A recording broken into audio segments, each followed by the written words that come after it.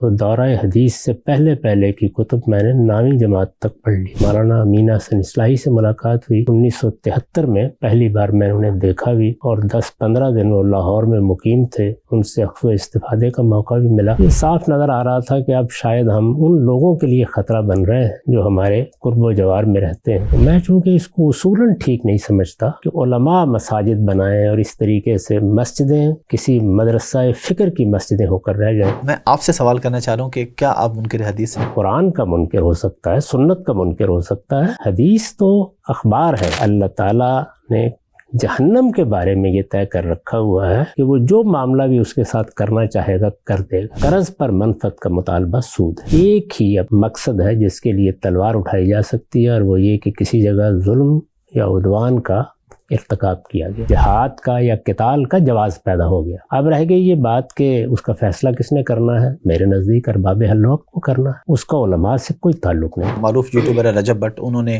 295 کے نام سے پرفیوم لانچ کیا تو ان کے اوپر فتوے لگے، اور اس وقت وہ ملک سے باہر ہیں انہی حالات کی وجہ سے.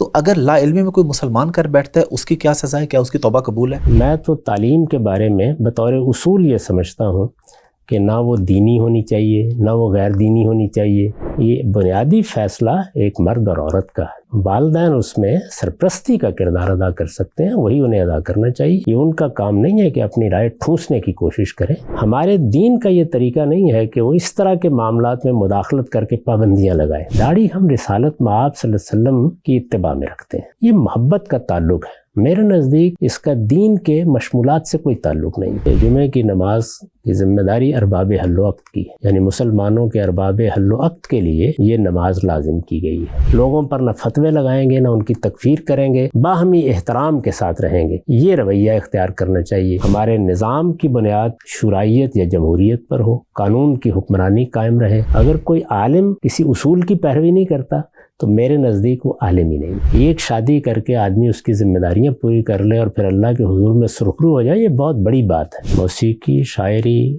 دوسرے فنون لطیفہ بالکل جائز ہیں، ان میں کوئی چیز ممنوع نہیں ہے. انجینئر محمد علی مرزا صاحب آپ کو اپنا استاد بھی مانتے ہیں، روحانی پیشوا بھی کہتے ہیں، آپ سے بہت سیکھتے بھی ہیں. آپ ان کا جو طریقہ کار ہے اس سے کس حد تک اختلاف کرتے ہیں یا اسے ٹھیک سمجھتے ہیں کہ جس طریقے سے وہ صحابہ کرام پہ بھی یا اولیاء کرام پہ جس طریقے سے وہ بات چیت کرتے ہیں؟ اللہ تعالیٰ نے اعلان کر دیا ہے کہ دین کے معاملے میں کوئی جبر نہیں ہے. جس کا جی چاہے وہ اللہ کا شکر گزار بندہ بن کے رہے، جس کا جی چاہے وہ کفر اختیار کر لے. اما شاکر و اما کفورا. السلام علیکم جی، حافظ احمد پوڈ کاسٹ میں خوش آمدید. میں اس وقت امریکہ میں موجود ہوں، ڈیلس میں. اور جب میں نے پوڈ کاسٹ شروع کی تھی اور جب میں کر رہا تھا تو میری بڑی خواہش تھی کہ مجھے کبھی ٹائم ملے، موقع ملے جاوید غامدی صاحب کے ساتھ بیٹھنے کا، کیونکہ میں اس بات کی داد دیتا ہوں کہ یہ سوال کرنے کی بھرپور اجازت دیتے ہیں، اور ان کے اندر اتنا حوصلہ اور برداشت بھی ہے کہ جب میں نے انہیں بتایا کہ 2011 تک میں آپ کو گمراہ سمجھتا تھا اور ہمیں یہ بتایا گیا تھا کہ آپ کو سننا جو ہے وہ گمراہی کا سبب بن سکتا ہے اور آپ کفر کی طرف جا سکتے ہیں. میری پھر خواہش تھی ایسا ایسا جب ان کو پڑھنا شروع کیا، دیکھنا شروع کیا، بات سننا شروع کی، اور سب سے خوبصورت اور اچھی بات ہی یہی لگی کہ سوال کرنے کی اجازت ہے. وہ ٹریڈیشنل سسٹم نہیں ہے کہ آپ سوال نہیں اٹھا سکتے. انہی سوالات کی ایک لسٹ لے کے آج میں ان کے پاس امریکہ میں موجود ہوں، اور میں شکر گزار ہوں انہوں نے مجھے وقت عنایت فرمایا. غامدی صاحب بہت شکریہ آپ کے وقت کا. آپ کی عنایت، آپ تشریف لائے. غامدی صاحب ہمارا کیونکہ پوڈ کاسٹ پروفائل انٹرویو ہوتا ہے تو میں ظاہر مسائل پہ بھی آپ سے کچھ بات چیت کروں گا، رہنمائی لینا چاہوں گا، لیکن سب سے پہلے آپ کے بارے میں جاننا چاہوں گا، آپ کے بچپن کے بارے میں. آپ کا بچپن کہاں گزرا؟ بنیادی تعلیم آپ نے کہاں سے حاصل کی؟ میرا آبائی وطن لاہور سے 70-80 کلومیٹر کے فاصلے پر سیالکوٹ کے ضلع میں داؤد نام کا ایک قصبہ ہے، لیکن میری پیدائش ضلع ساہیوال کے ایک چھوٹے سے گاؤں میں ہوئی. میرے والد اپنی معاشی ضرورتوں کے سلسلے میں وہاں مقیم تھے. 2-2.5 سال کے بعد مجھے پھر وہ اپنے گاؤں لے آئے. سن 57 تک میں وہاں رہا. میری باقاعدہ تعلیم کی ابتدا پھر ساہیوالی کے ضلع میں ہوئی. میں نے 10ویں جماعت تک وہاں تعلیم حاصل کی اور دینی تعلیم بھی وہیں شروع ہوئی جب میں 3ری جماعت میں تھا. میری والدہ کی بھی یہ خواہش تھی، والد کی بھی یہ خواہش تھی کہ میں عربی، فارسی اور اس طرح ہمارے جو پرانے علوم ہیں ان کی تحصیل کروں. ایک گاؤں ہے کوئی 6-7 میل کے فاصلے پر پاک پتن سے، نانگ پال کے نام سے. وہاں مولوی نور احمد صاحب سے میں نے اپنی دینی تعلیم کی ابتدا کی. اور پھر مختلف اساتذہ سے پڑھتا رہا یہاں تک کہ 1967 میں لاہور آ گیا. پھر گورنمنٹ کالج میں 5 سال رہا. اس دوران میں بھی مختلف اہل علم سے استفادہ کرتا رہا. اور جو دنیاوی تعلیم میں آپ کی وہ آپ نے کس سبجیکٹ میں ماسٹرز وغیرہ کیا؟ اور میری دنیاوی تعلیم انگریزی ادب اور فلسفے میں ہوئی. ٹھیک ہے. اس میں نے گورنمنٹ کالج سے آنرس تک تعلیم حاصل کی. آخری سال سے پہلے میری ملاقات مولانا امین احسن اصلاحی سے ہو گئی، اور جب میں نے ان سے درخواست دی کہ میں آپ سے قرآن پڑھنا چاہتا ہوں تو انہوں نے یہ درخواست قبول فرمائی. اس کے بعد پھر میں نے تعلیم چھوڑ دی. اور دینی تعلیم آپ نے باقاعدہ کوئی ڈگری وغیرہ حاصل کر رکھی ہے؟ کوئی درس نظامی جس طرح ہوتا ہے کوئی اس طرح کی آپ کے پاس؟ میری تعلیم بالکل اسی طرح ہوئی جیسے ہمارے ہاں قدماء پاتے تھے، یعنی اساتذہ سے. ٹھیک ہے. مجھے جب یہ معلوم ہو جاتا تھا کہ میں فلاں علم کو فلاں شخص سے حاصل کر سکتا ہوں تو میں وہاں چلا جاتا تھا. تو دورہ حدیث سے پہلے کی کتب میں نے 9ویں جماعت تک پڑھ لی تھی. ماشاء اللہ. اچھا، ہم نے یہاں پہ دیکھا جب ہم آپ کے اسٹوڈیو میں آئے کہ یہاں پہ آپ نے مختلف تصاویر لگا رکھی ہیں. مولانا وحید الدین خان صاحب کی بھی ہے، امین احسن اصلاحی صاحب بھی ہیں، علامہ اقبال بھی ہیں، مودودی صاحب بھی ہیں. آپ کیا یہ چوز کر سکتے ہیں کہ آپ سے اگر میں پوچھوں کہ کوئی ایک استاد اگر آپ کہیں کہ یہ میرے استاد ہیں، ان سے میں نے زیادہ سیکھا یا ان کو میں زیادہ فالو کرتا، تو وہ کون ہوں گے؟ میں نے جب شعور کی آنکھ کھولی تو میں جن بڑی شخصیات سے متعارف ہوا ان میں مولانا ابوالکلام آزاد تھے، اقبال تھے. وہ دونوں تو دنیا سے رخصت ہو چکے تھے. مولانا سید ابوالعلا صاحب مودودی باقاعد حیات تھے. میں لاہور آیا پھر ان کی خدمت میں حاضر ہو گیا. ان کی وفات تک ان سے اخذ و استفادہ کا تعلق رہا. اسی دوران میں مولانا امین احسن اصلاحی سے ملاقات ہوئی. 1973 میں پہلی بار میں انہیں دیکھا بھی، اور 10-15 دن وہ لاہور میں مقیم تھے. ان سے اخذ و استفادے کا موقع بھی ملا. اسی میں نے فیصلہ کر لیا کہ میں تعلیم چھوڑ کے اپنے آپ کو اسی علم کے لیے خاص کر لوں گا. پھر 25 سال تک کم و بیش ان سے شب و روز کا تعلق رہا. اس وجہ سے وہی اب استاد بھی ہیں، انہی کا فیض ہے. جو کچھ پایا ہے وہ بھی ان سے پایا ہے، اور اللہ کی عنایت ہے.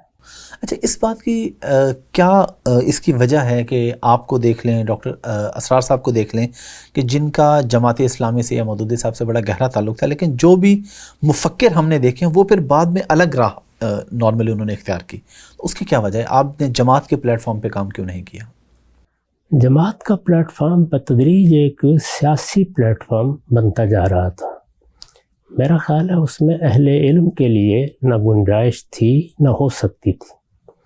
اس لیے اچھا ہوا کہ انہوں نے خود یہ فیصلہ کر لیا کہ میں ان سے الگ ہو جاؤں، اور میں نے اس فیصلے کو بسر چشم قبول کر لیا. جب آپ نے دین کا کام شروع کیا تھا، یہ لکھنے پڑھنے کا کام اور فکر کا کام، تب آپ کو یہ اندازہ تھا کہ آپ جس ملک میں یہ کام کر رہے ہیں وہاں پہ آپ کو مستقبل میں اتنی پریشانیوں کا اور مشکلات کا سامنا ہوگا؟ میں نے جب ابتدا کی اس وقت مجھے یہ اندازہ نہیں تھا کہ میرے نقطۂ نظر میں کیا تغیرات آئیں گے، کیا تبدیلیاں آئیں گی. میں تو ایک متصوف گھرانے سے متعلق تھا، اور شروع میں میری ساری دلچسپی کا محور بھی فلسفہ، تصوف اور ادب ہی تھا. مذہبیات سے مجھے کوئی زیادہ دلچسپی نہیں تھی، یعنی جس کو ہمارے ہاں معروف معنی میں مذہبیات سمجھا جاتا ہے. جی. لیکن پھر مولانا سید ابوالعلا صاحب مودودی کے فیض صحبت اور خاص طور پر استاذ امام کی عنایات سے نہ صرف یہ کہ قرآن مجید سے غیر معمولی دلچسپی پیدا ہوئی، بلکہ پوری زندگی کا رخ ہی تبدیل ہو گیا. اور پھر جب یہ اندازہ ہوا کہ بہت سی چیزیں ایسی ہیں جن پر آج سرنو غور کرنے کی ضرورت ہے، تو اس وقت اندازہ ہونا شروع ہو گیا تھا کہ معاملات کہاں پہنچیں. پاکستان چھوڑنے کی کیا وجہ بنی تھی؟ مطلب کوئی ایک خاص پوائنٹ اگر کہیں جس کے بعد آپ نے فیصلہ کر لیا کہ اب مجھے پاکستان سے ملائیشیا چلے جانا چاہیے. آپ جانتے ہیں کہ پاکستان میں ایک لمبا عرصہ ایسا گزرا ہے جس میں بہت قتل و غارت گری ہوئی. جی بالکل. بہت سے مذہبی گروہ مسلح ہو گئے تھے، اور وہ اپنے مخالفین کو ہدف بناتے تھے. نہ ان سے مسجدیں محفوظ تھیں، نہ افراد محفوظ تھے. آپ کے علم میں ہوگا کہ میرے دست راست اور عزیز ترین دوست اور شاگرد ڈاکٹر محمد فاروق خان صاحب کو شہید کر دیا گیا. اسی طرح کراچی میں ہمارے حلقے کے بڑے غیر معمولی معلم ڈاکٹر حبیب الرحمان صاحب شہید کر دیے گئے. میرے اپنے ادارے کے مدیر سید منظور الحسن صاحب کو میرے دفتر کے باہر کھڑا کر کے گولی مارنے کی کوشش کی گئی، اور اس کے نتیجے میں وہ کافی عرصے تک بہت مراحل سے گزرے، اگرچہ اللہ تعالیٰ نے ان کو محفوظ رکھا. تو اس طرح کے بہت سے واقعات ہیں جو اس زمانے میں ہمارے ساتھ ہی نہیں، بہت سے دوسرے لوگوں کے ساتھ بھی ہو رہے تھے. اس میں اضافہ ہوتا چلا گیا، یہاں تک کہ نوبت وہاں پہنچ گئی جہاں وہ گھروں میں آ کر بھی کہیں اپنی گاڑیاں ٹکرا دیتے تھے. اس طرح کی بارود سے بڑی ہوئی گاڑیوں سے خود ہمارے ادارے کے قریب ایک بڑا حادثہ ہوا تھا. ادارہ بھی ہمارا کافی عرصے تک اسی کے نتیجے میں بند رہا. تو ہر جگہ جہاں آدمی رہتا ہے وہاں اس کے گرد و پیش میں اس کے ہمسائے بھی ہوتے ہیں، لوگ بھی ہوتے ہیں. یہ صاف نظر آ رہا تھا کہ اب شاید ہم ان لوگوں کے لیے خطرہ بن رہے ہیں جو ہمارے قرب و جوار میں رہتے ہیں. پھر ایک دن جب اس طرح کی غیر معمولی صورتحال پے در پے ہونا شروع ہو گئی تو میں نے فیصلہ کیا کہ مجھے کچھ دیر کے لیے وطن کو چھوڑ دینا چاہیے. اس وقت تو یہی خیال تھا کہ کچھ دیر کے لیے، لیکن پھر آپ جانتے ہیں کہ ہجرت ایک ایسی چیز ہے کہ کرنی آسان ہوتی ہے، واپسی اتنی آسان نہیں. بالکل، میں نے آپ کو وہ بھی سن رکھا ہے جس میں مسجد میں آپ کو ایک صاحب نے کہا کہ آپ کی وجہ سے ہم نہ کسی مسئلے کے شکار ہو جائیں. لیکن یہاں پہ میرا ایک بڑا اہم سوال ہے کہ جب آپ کو اتنے دھمکیوں کے ان چیزوں کا سامنا تھا، اس کے باوجود آپ مسجد میں نماز کیوں پڑھتے تھے؟ کیا اس گنجائش ایسی صورت میں موجود نہیں ہے کہ گھر پہ پڑھ لے بندہ نماز، تھوڑی احتیاط کر لے؟ میرے بالکل گھر کے سامنے تھی مسجد جہاں میں ڈیفنس میں رہتا تھا. مسجد اگر آپ کے گھر کے بالکل سامنے ہے تو پھر تو کسی غیر معمولی عذری کی بنیاد پر آپ مسجد کی حاضری سے الگ ہو سکتے ہیں. خواہش تو یہی ہوتی ہے کہ اگر مسجد گھر کے سامنے ہے، آپ پیدل چل کے وہاں جا سکتے ہیں تو آپ 5 وقت کی نماز وہیں پڑھیں.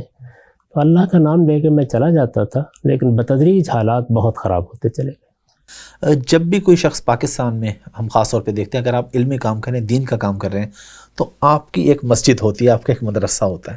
آپ نے آج تک کوئی مسجد نہیں بنائی، آپ نے انسٹیٹیوٹ بنائے نالج کے لیے، مسجد نہ بنانے کی کیا وجہ ہے؟ یہ میرے نزدیک تو مسجد کمیونٹی کا ادارہ ہے، یعنی مسجد کسی عالم کا ادارہ نہیں ہے. مسلمانوں کی کمیونٹی، مسلمانوں کی اجتماعیت، اس کو چاہیے کہ مسجدیں بنائے، اور وہ مسجدیں اللہ کی مسجدیں ہونی چاہیے، وہ کسی خاص مدرسہ فکر کی مسجدیں نہیں ہونی چاہیے. جامع مسجد کے بارے میں آپ جانتے ہیں کہ میں ہمیشہ توجہ دلاتا ہوں کہ وہ تو ریاست کے اہتمام میں ہوتی ہے. آپ عرب ممالک میں دیکھ لیجئے، بالکل یہی صورتحال ہے. ہم ملیشیا میں رہے، وہاں بھی یہی صورت تھی. تو میں چونکہ اس کو اصولاً ٹھیک نہیں سمجھتا کہ علماء مساجد بنائیں اور اس طریقے سے مسجدیں کسی مدرسہ فکر کی مسجدیں ہو کر رہ جائیں.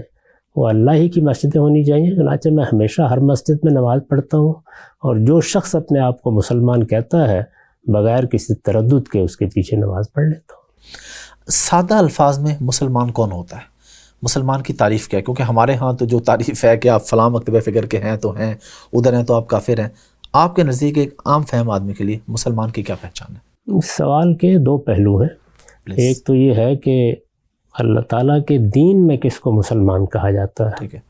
اس کا نہایت واضح، نہایت متعین جواب خود رسالت مآب نے دے دیا ہے. آپ کے علم میں ہوگا کہ جبریل امین کے ساتھ آپ کی ایک گفتگو روایتوں کی کتابوں میں نقل ہوئی ہے. اس حدیث کی بڑی غیر معمولی حیثیت ہے. اس میں جبریل امین خود آئے ہیں، انسانی صورت میں آئے ہیں، رسالت مآب صلی اللہ علیہ وسلم کے ساتھ انہوں نے گفتگو کی ہے. اس میں متعین سوالات ہیں جن کے جوابات آپ نے دیے ہیں، اور آخر میں یہ فرمایا ہے کہ یہ جبریل امین تھے، یعلمکم دینکم، تمہیں تمہارا دین سکھانے کے لیے آئے تھے. اس میں اگر غور کریں تو ان سب سوالوں کا جواب دے دیا گیا ہے. اسلام کیا ہے اس کا جواب بھی دے دیا گیا ہے، ایمان کیا ہے اس کا جواب بھی دے دیا گیا ہے، اور قیامت کے بارے میں بھی جتنا علم ایک مسلمان کو ہونا چاہیے اس سے متعلق بھی رسالت مآب صلی اللہ علیہ وسلم نے ایک بڑی متعین اور نہایت واضح پیشین گوئی کی ہے جو حرف بحرف پوری ہو گئی ہے. تو میرے نزدیک اگر دین کے زاویے سے دیکھیں تو جو کچھ آپ نے فرما دیا ہے وہ بالکل قرآن مجید کے مطابق ہے. اس میں نہ ایک حرف کے اضافے کی ضرورت ہے، نہ ایک حرف کی کمی کی جا سکتی ہے. قانونی لحاظ سے اگر آپ دیکھیں تو میرے نزدیک ہر وہ شخص جو اپنے آپ کو مسلمان کہتا ہے وہ مسلمان ہے. میں اس کو مسلمان مان کر اس کے عقیدہ و عمل کے بارے میں اس کو توجہ دلاؤں گا. اگر اس میں کوئی غلطی ہے، یہ ہو سکتا ہے کہ وہ کوئی ایسا عقیدہ رکھتا ہو جو کفر ہو، یہ ممکن ہے کہ کوئی ایسا عقیدہ رکھتا ہو جو شرک ہو، اسی طرح بدعت اور نوعیت کی غلطیاں ہو سکتی ہیں. ان کے بارے میں توجہ دلاؤں گا، اور اسی لیے توجہ دلاؤں گا کہ وہ اپنے آپ کو مسلمان کہتا ہے. چنانچہ میں اس سے کہوں گا کہ تم چونکہ اسلام کا اقرار کرتے ہو، اللہ کے دین کو مانے ہوئے ہو، تو اپنے عقائد اور اپنے اعمال کا جائزہ لو. اس میں فلاں چیز کفر ہے، فلاں چیز شرک ہے، فلاں چیز بدعت ہے. اس سے اپنے عقیدہ و عمل کو پاک کرنے کی کوشش کرو. میرے نزدیک صحیح اصول یہ ہے. میں اسی پر دوسروں سے معاملہ کرتا ہوں. کیونکہ آپ سوال کرنے کی اجازت دیتے ہیں، اس لیے میں آپ سے سوال کر رہا ہوں کہ آپ کو گمراہ بھی کہا گیا، اور منکر حدیث تو ایک عام ٹرم تھے نا جو ہم نے بچپن میں اور بڑے ہوتے ہوئے سنی کہ غامدی صاحب منکر حدیث ہیں، اس لیے ان کو نہیں سننا. تو میں آپ سے سوال کرنا چاہ رہا ہوں کہ کیا آپ منکر حدیث ہیں؟ یہ مجھے آپ بتائیے کہ یہ ہوتا کیا ہے، اس کی تعریف کر کے بتائیے. کس کو کہتے ہیں منکر حدیث؟ ہمیں یہی بتایا گیا کہ جو حدیث کا انکار کرے، یعنی وہ کوئی بھی حدیث یعنی ماننے کو تیار نہیں ہے. وہ کہتے ہیں کہ حدیث جو ہے یہ اتھینٹک اس طریقے سے چیز نہیں، صرف قرآن ہے، بس قرآن کو دیکھ کے آپ راہ پکڑیں. حدیث میں کوئی بھی بات ہے تو اس کا انکار کرنے سے آپ کافر نہیں ہوتے، حدیث کا انکار کرنے سے آپ دار اسلام میں رہتے ہیں. ان میں سے کوئی بات بھی میں نے کبھی نہیں کہی. تو اس وجہ سے جو لوگ اس طرح کی باتیں میری نسبت سے کہتے ہیں، میں ان کے حق میں یہی کہہ سکتا ہوں کہ ان کو اپنے رب کے سامنے جواب دہ ہونا ہوگا. میری کتاب میزان کو آپ کھولیے، اس میں نے بتایا ہے کہ حدیث کے رد و قبول کے بارے میں انہی اصولوں کو صحیح سمجھتا ہوں جو ائمہ محدثین کے اصول ہیں، جو قاعدے انہوں نے بنائے ہیں. میں حرف بحرف ان کا اطلاق کرتا ہوں. انہی کی روشنی میں حدیث کے بارے میں کوئی رائے قائم کرتا ہوں. یہ رسالت بآب صلی اللہ علیہ وسلم کے زمانے کی تاریخ ہے، آپ کے اخبار ہیں، ان میں ہمارے لیے بڑی دولت ہے. میرے نزدیک یہ منکر حدیث کیا چیز ہوتی ہے، یہ علم کی دنیا کے لیے ایک اجنبی بات ہے. قرآن کا منکر ہو سکتا ہے، سنت کا منکر ہو سکتا ہے، حدیث تو اخبار ہیں، ان کی تنقیح ہوگی، ان کا جائزہ لیا جائے گا. ان کو ایک محدث قبول کرے گا، دوسرا قبول نہیں کرے گا. اس کے رد و قبول کے اصول موجود ہیں. یہی معاملہ اس امت کی پوری تاریخ میں ائمہ فقہا سب کرتے رہے ہیں. میں بھی ایک طالب علم کی حیثیت سے وہی معاملہ کرتا ہوں. تو میری تصنیفات میں یا میری کسی گفتگو میں پہلے وہ بتائیے کیا چیز ہے جس کی بنیاد پر یہ بات کہی جاتی ہے. جو لوگ اس طرح کی باتیں کرتے ہیں، یہ حقیقت ہے کہ انہوں نے کبھی نہ مجھے پڑھا ہے اور نہ میری بات تفصیل کے ساتھ کبھی سنی ہے. ابھی حال میں نے اعتراضات سیریز میں بڑی تفصیل کے ساتھ گفتگو کی ہے، حدیث کیا ہے کہ زیر عنوان، تو اس کو سن لیجئے، پھر مجھے بتائیے کہ وہ کون سی چیز ہے جس کا میں نے انکار کیا. بالکل صحیح ہے. ایک اور جو آپ پہ بڑا ایک الزام لگتا ہے وہ عذاب قبر کے حوالے سے ہے کہ آپ اس کو نہیں مانتے، اور عالم برزخ، اور آپ نے ویڈیوز بھی دیکھ رکھی ہیں، لیکن میں اپنے آڈینس کے لیے چاہ رہا ہوں کہ جو لوگ یہ کہتے ہیں کہ جی اگر آخرت میں کچھ بھی نہ ہوا تو یہ جو ساری زندگی ہم گزاریں گے، جو عبادت کریں گے اور یہ سارے معاملات، اور ایک اور جو آپ کے اوپر الزام ہے کہ آپ نے یہ کہا کہ ایونچولی سارے لوگ جنت میں چلے جائیں گے، کافر بھی جنت میں چلے جائیں گے. تو کیا ایسا ممکن ہے جبکہ قرآن میں واضح بتا دیا گیا کہ جنت بھی ہمیشہ کے لیے، جہنم بھی ہمیشہ کے لیے؟ دونوں باتیں صریح غلط ہیں. اس وقت علم النبی کے نام سے حدیث کا وہ مجموعہ شائع ہو رہا ہے جو ہم نے اب تک مرتب کیا ہے. اس میں ایک پورا باب ہے عذاب قبر کا. ان تمام روایات کی میں نے شرح و وضاحت کی ہے. یہ بتایا ہے کہ ان سے کیا مدعا ہے، ان میں کیا بات بیان کی گئی ہے. یہ بتایا ہے کہ عذاب قبر کا اطلاق کن چیزوں پر ہوتا ہے، یہ کن کے لیے ہے. یہ تمام مباحث اس میں آپ دیکھ سکتے ہیں. اس وجہ سے یہاں بھی وہی بات ہے کہ کوئی بات کہیں دو لفظوں میں سنی. عام طور پر آپ جانتے ہیں کہ جو یوٹیوب کا فتنہ ہے، اس میں کسی جگہ سے لوگ دو جملے کاٹ کر ڈال دیتے ہیں، اس سے کسی نے کوئی رائے قائم کر لی. میں نے اس موضوع پر بھی بڑی تفصیلی گفتگویں کی ہیں، تفصیلی تحریریں موجود ہیں، اور یہ بتایا ہے کہ وہ کون لوگ ہیں جن کو دنیا ہی میں عذاب ہوتا ہے، وہ کون لوگ ہیں جن کا یہ عذاب قبر میں بھی جاری رہتا ہے، قبر سے مراد کیا ہے، اور یہ کہ پھر قیامت میں ان کے ساتھ کیا معاملہ ہوگا. یہ سب چیزیں قرآن میں بھی بیان ہوئی ہیں، بلکہ قرآن مجید میں ان کے ماخذ کی تفصیل کی ہے. میری کتابوں میں بھی آپ دیکھ سکتے ہیں. دوسری بات کے بارے میں بھی عرض ہے کہ خود قرآن مجید نے یہ بات بیان کی ہے کہ اللہ تعالیٰ نے جہنم کے بارے میں یہ طے کر رکھا ہوا ہے کہ وہ جو معاملہ بھی اس کے ساتھ کرنا چاہے گا کر دے گا. ان ربک فعال لما یرید، اور یہ اسی موقع پر کہا ہے۔ اس کی شرح کرتے ہوئے میں نے یہ لکھا ہے، میری تفسیر میں آپ دیکھ سکتے ہیں کہ اس سے توقع کی جا سکتی ہے کہ اللہ تعالیٰ کی رحمت کسی وقت سب پر سایہ پگل ہو جائے، توقع کی جا سکتی ہے، اس سے زائد اصول نہیں ہے، کوئی ایسی بات سرے سے ہے ہی نہیں۔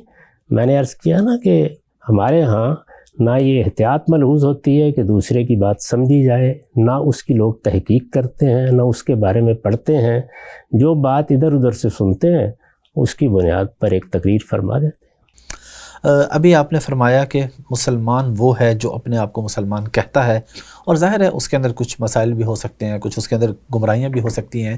جو لوگ ان ممالک میں، کوئی بھی ملک ہو، امریکہ، کینیڈا، آسٹریلیا، یو کے، یہاں پہ آ کے جھوٹ کی بیس پہ اسائلم اپلائی کرتے ہیں، جس میں وہ اپنے آپ کو یا قادیانی کہہ دیتے ہیں یا شیعہ کہہ دیتے ہیں، اب اس بات کی شرعی حیثیت کیا ہوتی ہے کہ اگر ایک کیس تو یہ ہے کہ ٹوٹل جھوٹ ہے، ایک کیس یہ ہے کہ ان کی جان کو خطرہ ہے، لیکن خطرہ کسی اور وجہ سے وہ ایسا لکھ کے تو ایک پناہ حاصل کرتے ہیں، تو اسلام کیا کہتا ہے؟ یہ ہر حال میں قابل اعتراض چیز ہے، اخلاقی لحاظ سے بڑی پستی کا مظاہرہ ہے۔ آدمی کو کبھی جھوٹ نہیں بولنا چاہیے۔ زیادہ سے زیادہ آپ یہ کہہ سکتے ہیں کہ فی الواقع کسی آدمی کی جان پر بنائی تھی تو اس نے اس رعایت سے فائدہ اٹھا لیا جو قرآن میں بیان ہوئی ہے کہ اگر تمہاری جان پر بنائی ہے، لوگ تمہارے لیے خطرہ بن گئے ہیں تو تم کلمہ کفر کہہ سکتے ہو۔ لیکن میرا خیال ہے کہ اس طرح کے معاملات جو لوگ کرتے ہیں ان کے ہاں اس طرح کا معاملہ نہیں ہوتا، تو اس وجہ سے میں تو اس کو اخلاقی لحاظ سے بہت پستی کی چیز سمجھتا ہوں۔ سود کے معاملے پہ آپ بات کرتے ہیں کہ جو موجودہ بینکنگ سسٹم ہے یہ اس کیٹیگری میں نہیں آتا، سود جس طرح کہا جاتا ہے۔ میں اس کی زیادہ تفصیل میں جانے کے بجائے آپ سے سادہ الفاظ میں اوورسیز پاکستانی جو ان کے لیے سوال پوچھنا چاہوں گا کہ مورگیج پہ گھر لینا کیا یہ جائز ہے یا مکروہ ہے یا بالکل حرام ہے؟ کیا اس کے اندر گنجائش موجود ہے؟ اس میں چند بنیادی باتیں سمجھ لینی چاہیے۔ پلیز۔ ایک معاملہ یہ ہوتا ہے کہ آپ کسی چیز پر براہ راست حرمت کا حکم لگا سکتے ہیں۔ بارہا ایسا بھی ہوتا ہے کہ معاملہ اتنا سری نہیں رہتا۔ ایسے ہی معاملات کے بارے میں رسول اللہ صلی اللہ علیہ وسلم نے فرمایا کہ الحلال بین والحرام بین وبینہما مشتبہات۔ میرے نزدیک سود کیا ہوتا ہے اس کو تو الگ سے سمجھ لینا چاہیے۔ قرض پر منفعت کا مطالبہ سود ہے۔ قرض اسلامی نقطہ نگاہ سے یا اسلامی اخلاقیات میں کہیے تبرع کا عمل ہے، نیکی کا عمل ہے۔ آپ کسی آدمی کی ضرورت پوری کرتے ہیں، وہ آپ کے پاس آیا، اللہ تعالیٰ نے آپ کو رزق دے رکھا تھا، آپ کے پاس فراوانی تھی، آپ کے پاس کچھ بچا ہوا بھی موجود تھا، اس نے اپنی ضرورت ظاہر کی، آپ نے دے دیا۔ اس میں مثالی نمونہ تو یہ ہے کہ آدمی دے دے، یعنی جو کچھ بھی ہے پاس انفاق کر دے، اللہ تعالیٰ اس کو اجر عطا فرمائے گا، اور اس کے لیے اللہ تعالیٰ نے بڑے غیر معمولی وعدے کیے ہیں۔ لیکن اگر کسی وجہ سے انفاق نہیں کیا اور آپ نے قرض دے دیا تو یہ بھی انفاق ہی کی ایک صورت ہے، چنانچہ اس پر کسی منفعت کا مطالبہ نہیں کرنا چاہیے۔ قرض پر منفعت کا مطالبہ سود ہے۔ ٹھیک ہے۔ ابتدا میں یہ بینکاری کے ادارے یہیں سے پیدا ہوئے تھے۔ لوگوں نے جب یہ دیکھا کہ قرض آسانی سے نہیں ملتا تو ساہوکاروں نے لوگوں کو قرض دینے کے ادارے قائم کر دیے، اس کو ممنوع قرار دیا گیا۔ لیکن بتدریج صورتحال یہ نہیں رہی، یعنی اب بینک باقاعدہ کاروباری ادارے بڑی حد تک بن چکے ہیں۔ وہ فائنانسنگ کرتے ہیں، وہ فائنانسنگ پروجیکٹ فائنانسنگ کی نوعیت کی ہوتی ہے، وہ مارٹگیج کے طریقے اختیار کرتے ہیں جو اپنی حقیقت کے لحاظ سے بیع و شراء ہے۔ اس طرح کی صورت میں بڑی تبدیلیاں آ چکی ہیں، یعنی وہ محض اب قرض کا معاملہ نہیں رہا، اگرچہ اس کے لیے لفظ وہی لون، منی لینڈنگ اور قرض ہی استعمال ہوتا ہے۔ تو میرے نزدیک اب یہ معاملہ مشتبہ معاملہ ہو چکا ہوا ہے، اس وجہ سے اس میں ایک ایک چیز کو الگ الگ دیکھا جائے گا۔ مارٹگیج کو میں بالکل جائز سمجھتا ہوں، میرے نزدیک اس میں ادنیٰ درجے کا بھی کوئی تردد نہیں، وہ سیدھا سیدھا بیع و شراء کا معاملہ ہے، اور بیع و شراء میں آپ ادھار کی اور نقد کی قیمت الگ لے سکتے ہیں۔ غامدی صاحب، پچھلے دنوں ابھی مفتی تقی عثمانی صاحب نے ایک فتویٰ دیا جہاد کے اوپر، اور جس پہ ہمارے ملک میں دو گروپوں کے درمیان ایک بڑی بحث بھی چل رہی ہے۔ آپ فرمائیے گا شرعی اعتبار سے جہاد کی آج کے دور میں کوئی صورت ہوتی ہے، اور اگر کوئی اس طرح کوئی عالم فتویٰ دیتا ہے تو ان کے کہنے پہ عوام کو جانا ہوگا یا عوام کو ریاست کے ساتھ جانا ہوگا؟ یہ جہاد اللہ کا حکم ہے۔ جہاد سے آپ کی مراد یہاں ظاہر قتال ہے، جی بالکل، یعنی قرآن مجید میں تو جہاد کی تعبیر اور صورتوں کے لیے بھی استعمال ہوتی ہے، یعنی اللہ کی راہ میں کسی بھی جد و جہد کو قرآن کی روح سے جہاد کہا جا سکتا ہے، لیکن جو اس کی قتال کی صورت ہے یا جنگ کہہ لیجئے، اس میں لازم ہے کہ ظلم و عدوان ہو، یعنی ایک ہی اب مقصد ہے جس کے لیے تلوار اٹھائی جا سکتی ہے، اور وہ یہ کہ کسی جگہ ظلم یا عدوان کا ارتکاب کیا گیا۔ وہ ظلم و عدوان کا ارتکاب کسی دوسرے پر ہوا ہے، خود ہم پر ہوا ہے، اس میں حق حاصل ہو جاتا ہے کہ ظالم کا ہاتھ پکڑا جائے۔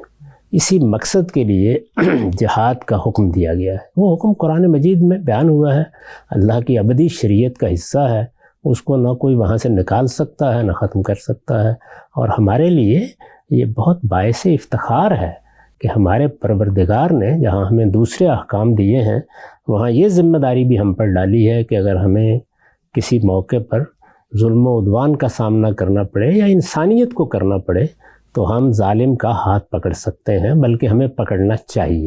یہ تو اصول کی بات ہے، یعنی ظلم و عدوان کا وجود متحقق ہے تو جہاد کا یا قتال کا جواز پیدا ہو گیا۔ اب رہ گئی یہ بات کہ اس کا فیصلہ کس نے کرنا ہے۔ میرے نزدیک ارباب حل و عقد کو کرنا ہے، اس کا علماء سے کوئی تعلق نہیں ہے۔ یعنی علماء زیادہ سے زیادہ یہ کہہ سکتے ہیں کہ ظلم و عدوان کا ارتکاب ہو رہا ہے، لہٰذا ریاست، ارباب حل و عقد یا مسلمانوں کے حکمران اس پر غور کریں، سوچیں، کیونکہ جہاد اور قتال یہ ایسی چیز نہیں ہے کہ جس کا فیصلہ میں گھر میں بیٹھ کے کر لوں گا۔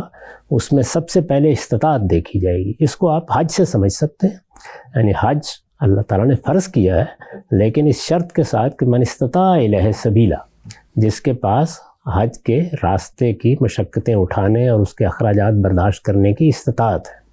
اسی طرح کا معاملہ جہاد کا ہے۔ یہ استطاعت میں کیسے معلوم کر سکتا ہوں؟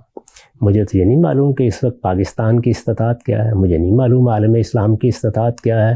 عمومی معلومات کی بنیاد پر میں زیادہ سے زیادہ گمان کی حد تک ایک رائے قائم کر سکتا ہوں۔ اس وجہ سے اس کا فیصلہ ہمیشہ ارباب حل و عقد ہی کے سپرد ہوتا ہے، بلکہ اس کے لیے خاص طور پر قرآن مجید نے یہ کہا ہے کہ کوئی امن کا معاملہ ہو یا خوف کا، اس میں اگر کوئی اہم چیز پیش آ گئی ہے تو یہ کوئی اچھا طریقہ نہیں ہے کہ اس کو لوگوں میں منتشر کر دیا جائے اور وہ اجتماعات کا موضوع بن رہا ہو اور اس پر عام لوگ بیٹھ کر فرضیت کے فتوے دے رہے ہوں۔ یہ نہ کسی عالم کا کام ہے نہ کسی عامی کا کام ہے۔ اس میں یہ فرمایا گیا ہے کہ تم لازماً اس کو اپنے اولو الامر کے سپرد کر دو، لعلمہ الذین یستنبطونہ منہ، تمہارے اندر سے جن لوگوں کو یہ ذمہ داری دی گئی ہے کہ وہ ان کے اندر اتر کر دیکھ سکتے ہیں کہ معاملے کی کیا نوعیت ہے، وہ فیصلہ کریں گے اس کا۔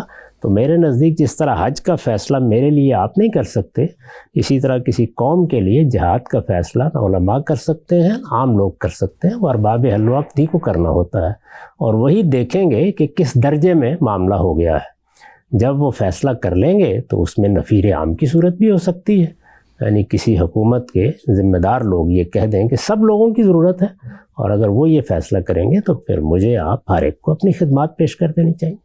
بالکل ٹھیک۔ توہین مذہب کا جو قانون ہے پاکستان میں 295، اس کی ساری شکوں کی ہم بات کر لیں، اس پہ اب اکثر علماء یہ بات کرنا شروع ہیں کہ ہم نے دیکھا ہے کہ لوگ ذاتی دشمنی میں اس طرح کے کیسز کروا دیتے ہیں۔ میرے آپ سے یہ دونوں سوال ہے، ایک تو اس بارے میں آپ کیا کہیں گے، دوسرا اگر کوئی بندہ لا علمی میں کوئی بات کہہ بیٹھتا ہے، جس طرح پیشے دنوں ایک معروف یوٹیوبر ہے رجب بٹ، انہوں نے 295 کے نام سے پرفیوم لانچ کیا تو ان کے اوپر فتوے لگے اور اس وقت وہ ملک سے باہر ہیں انہی حالات کی وجہ سے۔ تو اگر لا علمی میں کوئی مسلمان کر بیٹھتا ہے اس کی کیا سزا ہے، کیا اس کی توبہ قبول ہے؟ اور اگر غیر مسلم گستاخی کرتا ہے، ڈیسائیڈ کون کرے گا کہ یہ گستاخی ہے اور پھر اس کی سزا کیا ہوگی؟ دیکھیے، یہ غیر مسلم وہ ہیں جو اپنے اپنے ملکوں میں رہ رہے ہیں، یہ غیر مسلم وہ ہیں جو ہمارے ملک میں رہتے ہیں۔ ہم اگر کوئی قانون بنا سکتے ہیں تو وہ اپنے ملک میں یا اپنی عملداری میں رہنے والے لوگوں کے لیے، وہاں کے مسلمان اور وہاں کے غیر مسلم، اگر وہ مثال کے طور پر پاکستان کی عملداری میں ہے یا جزیرہ نما عرب کی عملداری میں ہے، وہاں کوئی قانون آپ بنا سکتے ہیں، اس میں کوئی معنی نہیں۔ لیکن یہ کہ کیا مذہب نے ایسا کوئی قانون دیا ہے، میرے نزدیک ایسی کوئی بات نہیں۔ مذہبی لحاظ سے نہ ہمیں اس کا پابند کیا گیا ہے، نہ اس طرح کا کوئی قانون ہماری شریعت کا حصہ ہے۔ اس پر میں بہت تفصیل سے اپنا نقطہ نظر بیان کر چکا ہوں، اگر آپ چاہیں تو میری کتاب مقامات میں توہین کے موضوع پر ایک مضمون ہے، اس کو آپ پڑھ لیجئے۔ میرے نزدیک اس طرح کے قوانین زیادہ سے زیادہ آپ یہ کہہ سکتے ہیں کہ کسی موقع پر آپ فساد کو روکنے کے لیے بناتے ہیں، اس کے سوا اس طرح کے قوانین نہیں ہونے چاہیے۔ اور اگر کوئی مسلمان ایسی بات کر بیٹھتا ہے اور پھر وہ توبہ کر لیتا ہے تو کیا عوام کو اس کی توبہ قبول کر لینی چاہیے؟ میرے نزدیک اس میں عوام کا کیا کام ہے؟ کسی شخص نے اگر ایسی کوئی بات کہی ہے تو ہم اس کو توجہ دلا دیں گے، اس سے کہیں گے کہ بھائی تم اللہ کو ماننے والے ہو، اللہ کے پیغمبر کو ماننے والے ہو، تم نے یہ کیا بات کہی ہے؟ ایسا ہوتا ہے کہ ایک آدمی کا علم اچھا نہیں تھا، اس نے قلت علم کی بنیاد پر یا اپنی ناشائستگی کی بنیاد پر یا تربیت میں کمی کی وجہ سے کوئی ایسی بات کر دی تو اس کو نصیحت کرنی چاہیے، اس کو توجہ دلانی چاہیے، بس یہ بہت کافی ہے۔ اگر اس نے یہ کہہ دیا کہ میں نے اپنی اصلاح کر لی ہے تو لوگوں کا کیا کام ہے کہ وہ ہجوم کر کے اس کو مارنے کے لیے نکل کھڑے ہوں؟ یہ تو میرے نزدیک خود دین کے طے کردہ حدود سے تجاوز ہے، ایسا کوئی معاملہ نہیں ہونا چاہیے۔ مفتی طارق مسعود کا بھی ایک ایسا معاملہ رہا، انہوں نے قرآن کے بارے میں بات کی تھی کہ گرامیٹیکلی اس میں کچھ غلطیاں ہیں، لیکن کیونکہ قرآن ہے تو وہ بالکل ٹھیک ہے، اور پھر بعد میں ان کو بھی اسی طرح پریشر جب ان پہ پڑا تو ان کو معذرت کرنا پڑی۔ آپ کی اس بارے میں کیا رائے ہے کہ اگر کوئی بھی عالم دین کی بات کرتے ہوئے اس کے اندر کوئی بات کر جاتا ہے اور کیا وہ گستاخی کے زمرے میں آتی ہے؟ اور توجہ دلائیں گے، انہوں نے بھی جو بات کی تھی وہ بات صحیح نہیں تھی، نہ علمی لحاظ سے صحیح تھی، نہ اس کا اسلوب صحیح تھا، اس میں ان کو توجہ دلانی چاہیے تھی۔ ان کے بارے میں آپ یہ تصور کر سکتے ہیں کہ وہ کوئی گستاخی کریں؟ بالکل نہیں کر سکتے۔ دین کو ماننے والے ہیں، اللہ کے پیغمبر سے محبت کرنے والے ہیں، قرآن مجید کو اللہ کی کتاب سمجھ کر جو کچھ بھی گفتگو کریں گے تو اس طرح کے لوگوں کے بارے میں تو کسی عام مسلمان کے بارے میں بھی یہ تصور نہیں کر سکتا۔ غلطی ہو جاتی ہے، جب غلطی ہو جائے تو اس شخص کو شائستگی سے توجہ دلانی چاہیے، اس کی غلطی اس پر واضح کرنی چاہیے، جس طریقے سے ہم باقی غلطیوں کو واضح کرتے ہیں ایسے یہ بھی ہے۔ تو میرے نزدیک نہ ہمارے دین نے اس طرح کی کوئی قانون سازی کی ہے، نہ اس طرح کی قانون سازی سے کوئی چیز حاصل ہوتی ہے۔ میرا احساس تو یہ ہے کہ تجربے نے یہ بات ثابت کر دی ہے کہ اگر آپ اس طرح کے قوانین بنائیں گے تو یہ زیادہ اہانت کا باعث بن جائیں گے۔ جب آپ زمانہ طالب علم کے بعد پریکٹیکل لائف میں آئے پاکستان میں، اس وقت اور ابھی آپ کا اپنا ذریعہ معاش کیا ہے؟ بہت سے ذرائع رہے، لیکن زیادہ تر میں پڑھاتا رہا ہوں، تعلیم تدریسی سے زیادہ معاملہ رہا، اور کافی عرصہ تک میں نے یہی ذمہ داریاں انجام دی ہیں، اور اب بھی ایک طرح سے تعلیم و تدریسی میں مصروف ہوں۔ پاکستان میں جو مدارس کا سسٹم ہے اس کو آپ شرعی اعتبار سے کس نظر سے دیکھتے ہیں کہ کسی کا بھی دل کرے کوئی بھی آدمی اٹھ کے مدرسہ بنا سکتا ہے؟ اور پھر مدارس میں بھی پچھلے دنوں زیر اعتاب بھی رہا، اس وجہ سے میں نے اپنا ایکسپیرینس شیئر کیا، بتایا کہ بہت مار پڑتی تھی اور تشدد کی حد تک، اور مار پیٹ کے قرآن پاک حفظ کروانا کیسا ہے، اور چھوٹے بچوں کا مدرسے میں راتوں کو رہنا کیسا ہے، جہاں پہ ہمارے پاس ریپ کیسز بھی اور ایسے مسائل بھی سامنے آتے ہیں۔ تو مدارس کا سسٹم ہماری شریعت سے کس حد تک میچ کرتا ہے جو پاکستان میں ہے؟ میرے نزدیک میں بارہا اس کا ذکر کر چکا ہوں اور کئی بار توجہ بھی دلا چکا ہوں کہ جو پہلے 12 سال کی تعلیم ہے یہ وسیع بنیاد ہونی چاہیے، یہ براڈ بیس تعلیم ہوتی ہے۔ مجھے یا آپ میں سے کسی کو بھی حق نہیں ہے کہ وہ کسی بچے کی تقدیر طے کرتے ہیں۔ ہم نہیں جانتے کہ اللہ تعالیٰ نے اس کو کیا صلاحیتیں دی ہیں، اس کا کیا ذوق ہے، اس کے کیا رجحانات ہوں گے۔ میں تو تعلیم کے بارے میں بطور اصول یہ سمجھتا ہوں کہ نہ وہ دینی ہونی چاہیے، نہ وہ غیر دینی ہونی چاہیے، نہ اس مرحلے کی تعلیم میں آپ جو مختلف نظام آپ نے بنا رکھے ہیں ان کا لوگوں کو پابند کریں۔ اصولاً یہ وسیع بنیاد تعلیم ہے، یعنی ہمیں متعین کرنا چاہیے کہ اس عمر میں کون سی زبانیں سیکھنا ضروری ہے، کون سے ہنر بتانا ضروری ہے، وہ چیزیں بچوں کو سکھانی چاہیے۔ پھر اس کے بعد کم و بیش 8 سال کی تعلیم جب ہو جاتی ہے تو بچے آہستہ آہستہ کچھ نہ کچھ اپنا رجحان ظاہر کرنا شروع کر دیتے ہیں۔ ان کا جائزہ لے کے ان کی رہنمائی کرنی چاہیے کہ اب وہ ان مضامین کی طرف کچھ تھوڑا سا الگ زاویہ اختیار کریں جن میں وہ آگے کچھ اختصاص میں بڑھنا چاہتے ہیں۔ 4 سال کی تعلیم اس طریقے سے دیں، اس کے بعد پھر اختصاصی تعلیم۔ تو یہ جو مدارس ہیں اصلاً تو مذہبی تعلیم کے لیے بنائے گئے ہیں۔ مذہبی تعلیم کا مطلب یہ ہے کہ آپ اختصاصی تعلیم دے رہے ہیں، یعنی کچھ لوگ دین کے عالم بن رہے ہیں۔ یہ میرے نزدیک 12 سال کی وسیع بنیاد تعلیم کے بعد بننے چاہیے، اور جب آپ 12 سال کی وسیع بنیاد تعلیم دینے کے بعد اختصاصی تعلیم کے لیے لوگوں کو لیں گے، اسی وقت ان کو حفظ کرانا ہے تو حفظ کرائیں گے، ان کو دینی علوم پڑھانے ہیں تو دینی علوم پڑھائیں گے، تو یہ جتنے مفاسد آپ نے بیان کیے ہیں یہ خود ہی ختم ہو جائیں گے۔ میں تو یہی بات پہلے دن سے کہہ رہا ہوں اور مجھے اصرار ہے اس بات پر کہ پہلے 12 سال کی تعلیم اس طریقے سے نہیں ہونی چاہیے، وسیع بنیاد ہونی چاہیے، اس میں بہت سی اصلاحات کی ضرورت ہے۔ یعنی ہمارے ہاں جو اسکولوں کی تعلیم ہے وہ مثال کے طور پر دینی تعلیم کے لیے ابتدائی تیاریوں کی بنیاد فراہم نہیں کرتی، اس تعلیم کی اصلاح ضرور کرنی چاہیے، لیکن وسیع بنیاد تعلیم جس کے بعد آہستہ آہستہ طالب علم فیصلہ کرتا ہے کہ مجھے ڈاکٹر بننا ہے، انجینئر بننا ہے، مجھے سائنسدان بننا ہے، مجھے ہنرمند بننا ہے، یا یہ کہ مجھے دین کا عالم بننا ہے، تو دین کے علماء اتنی بڑی تعداد میں بنانے کی کوئی ضرورت نہیں ہے۔ یعنی وہی لوگ جن کو اللہ تعالیٰ نے اس مقصد کے لیے پیدا کیا ہے، جن کا یہ خصوصی ذوق ہے، جو اس کا رجحان رکھتے ہیں، ان لوگوں کو ہمیں لینا چاہیے، اور اس میں میرے نزدیک کوئی پابندی نہیں، وہ جو بندی بنائیں، بریلوی بنائیں، اپنے اپنے طریقے سے لوگوں کو دین کا علم سکھائیں، لیکن 12 سال کی تعلیم کے بعد۔ شادی کے سلسلے میں بچوں کی، خاص طور پہ بیٹیوں کی شادی کے سلسلے میں اجازت لینا بچوں سے ضروری ہے؟ والدین کا کتنا اختیار ہے؟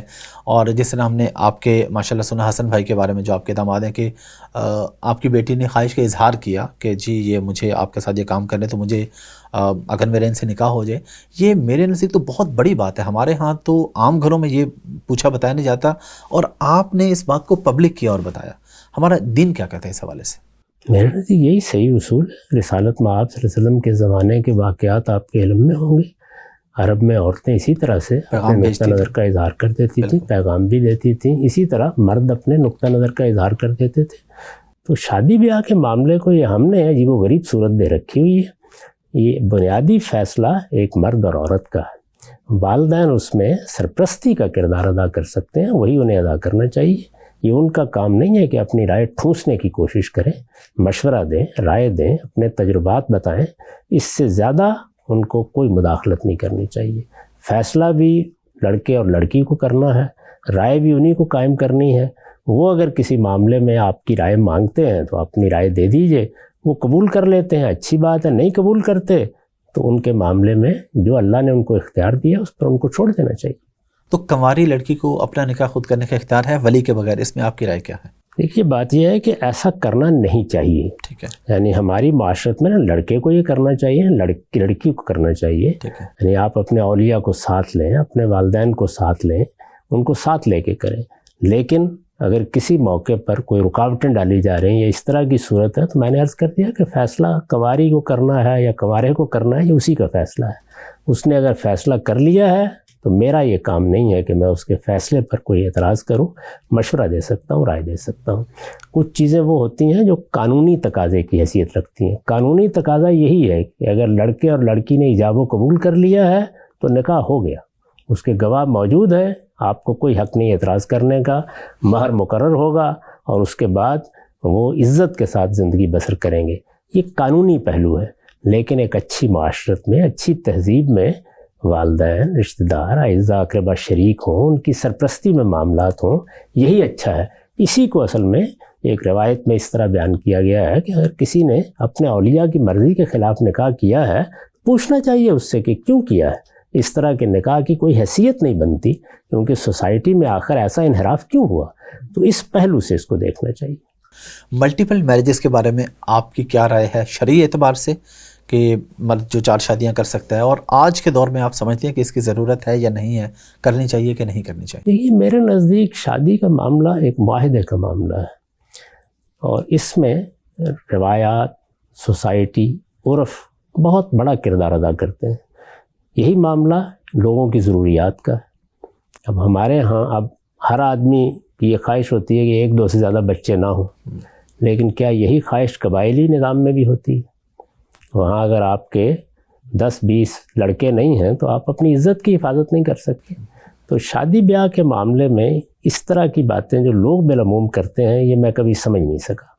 یہاں پر بھی جو قانون سازی امریکہ میں کی گئی ہے بالکل ناقابل فہم ہے، اس سے بہت بڑے مسائل پیدا ہوئے ہیں۔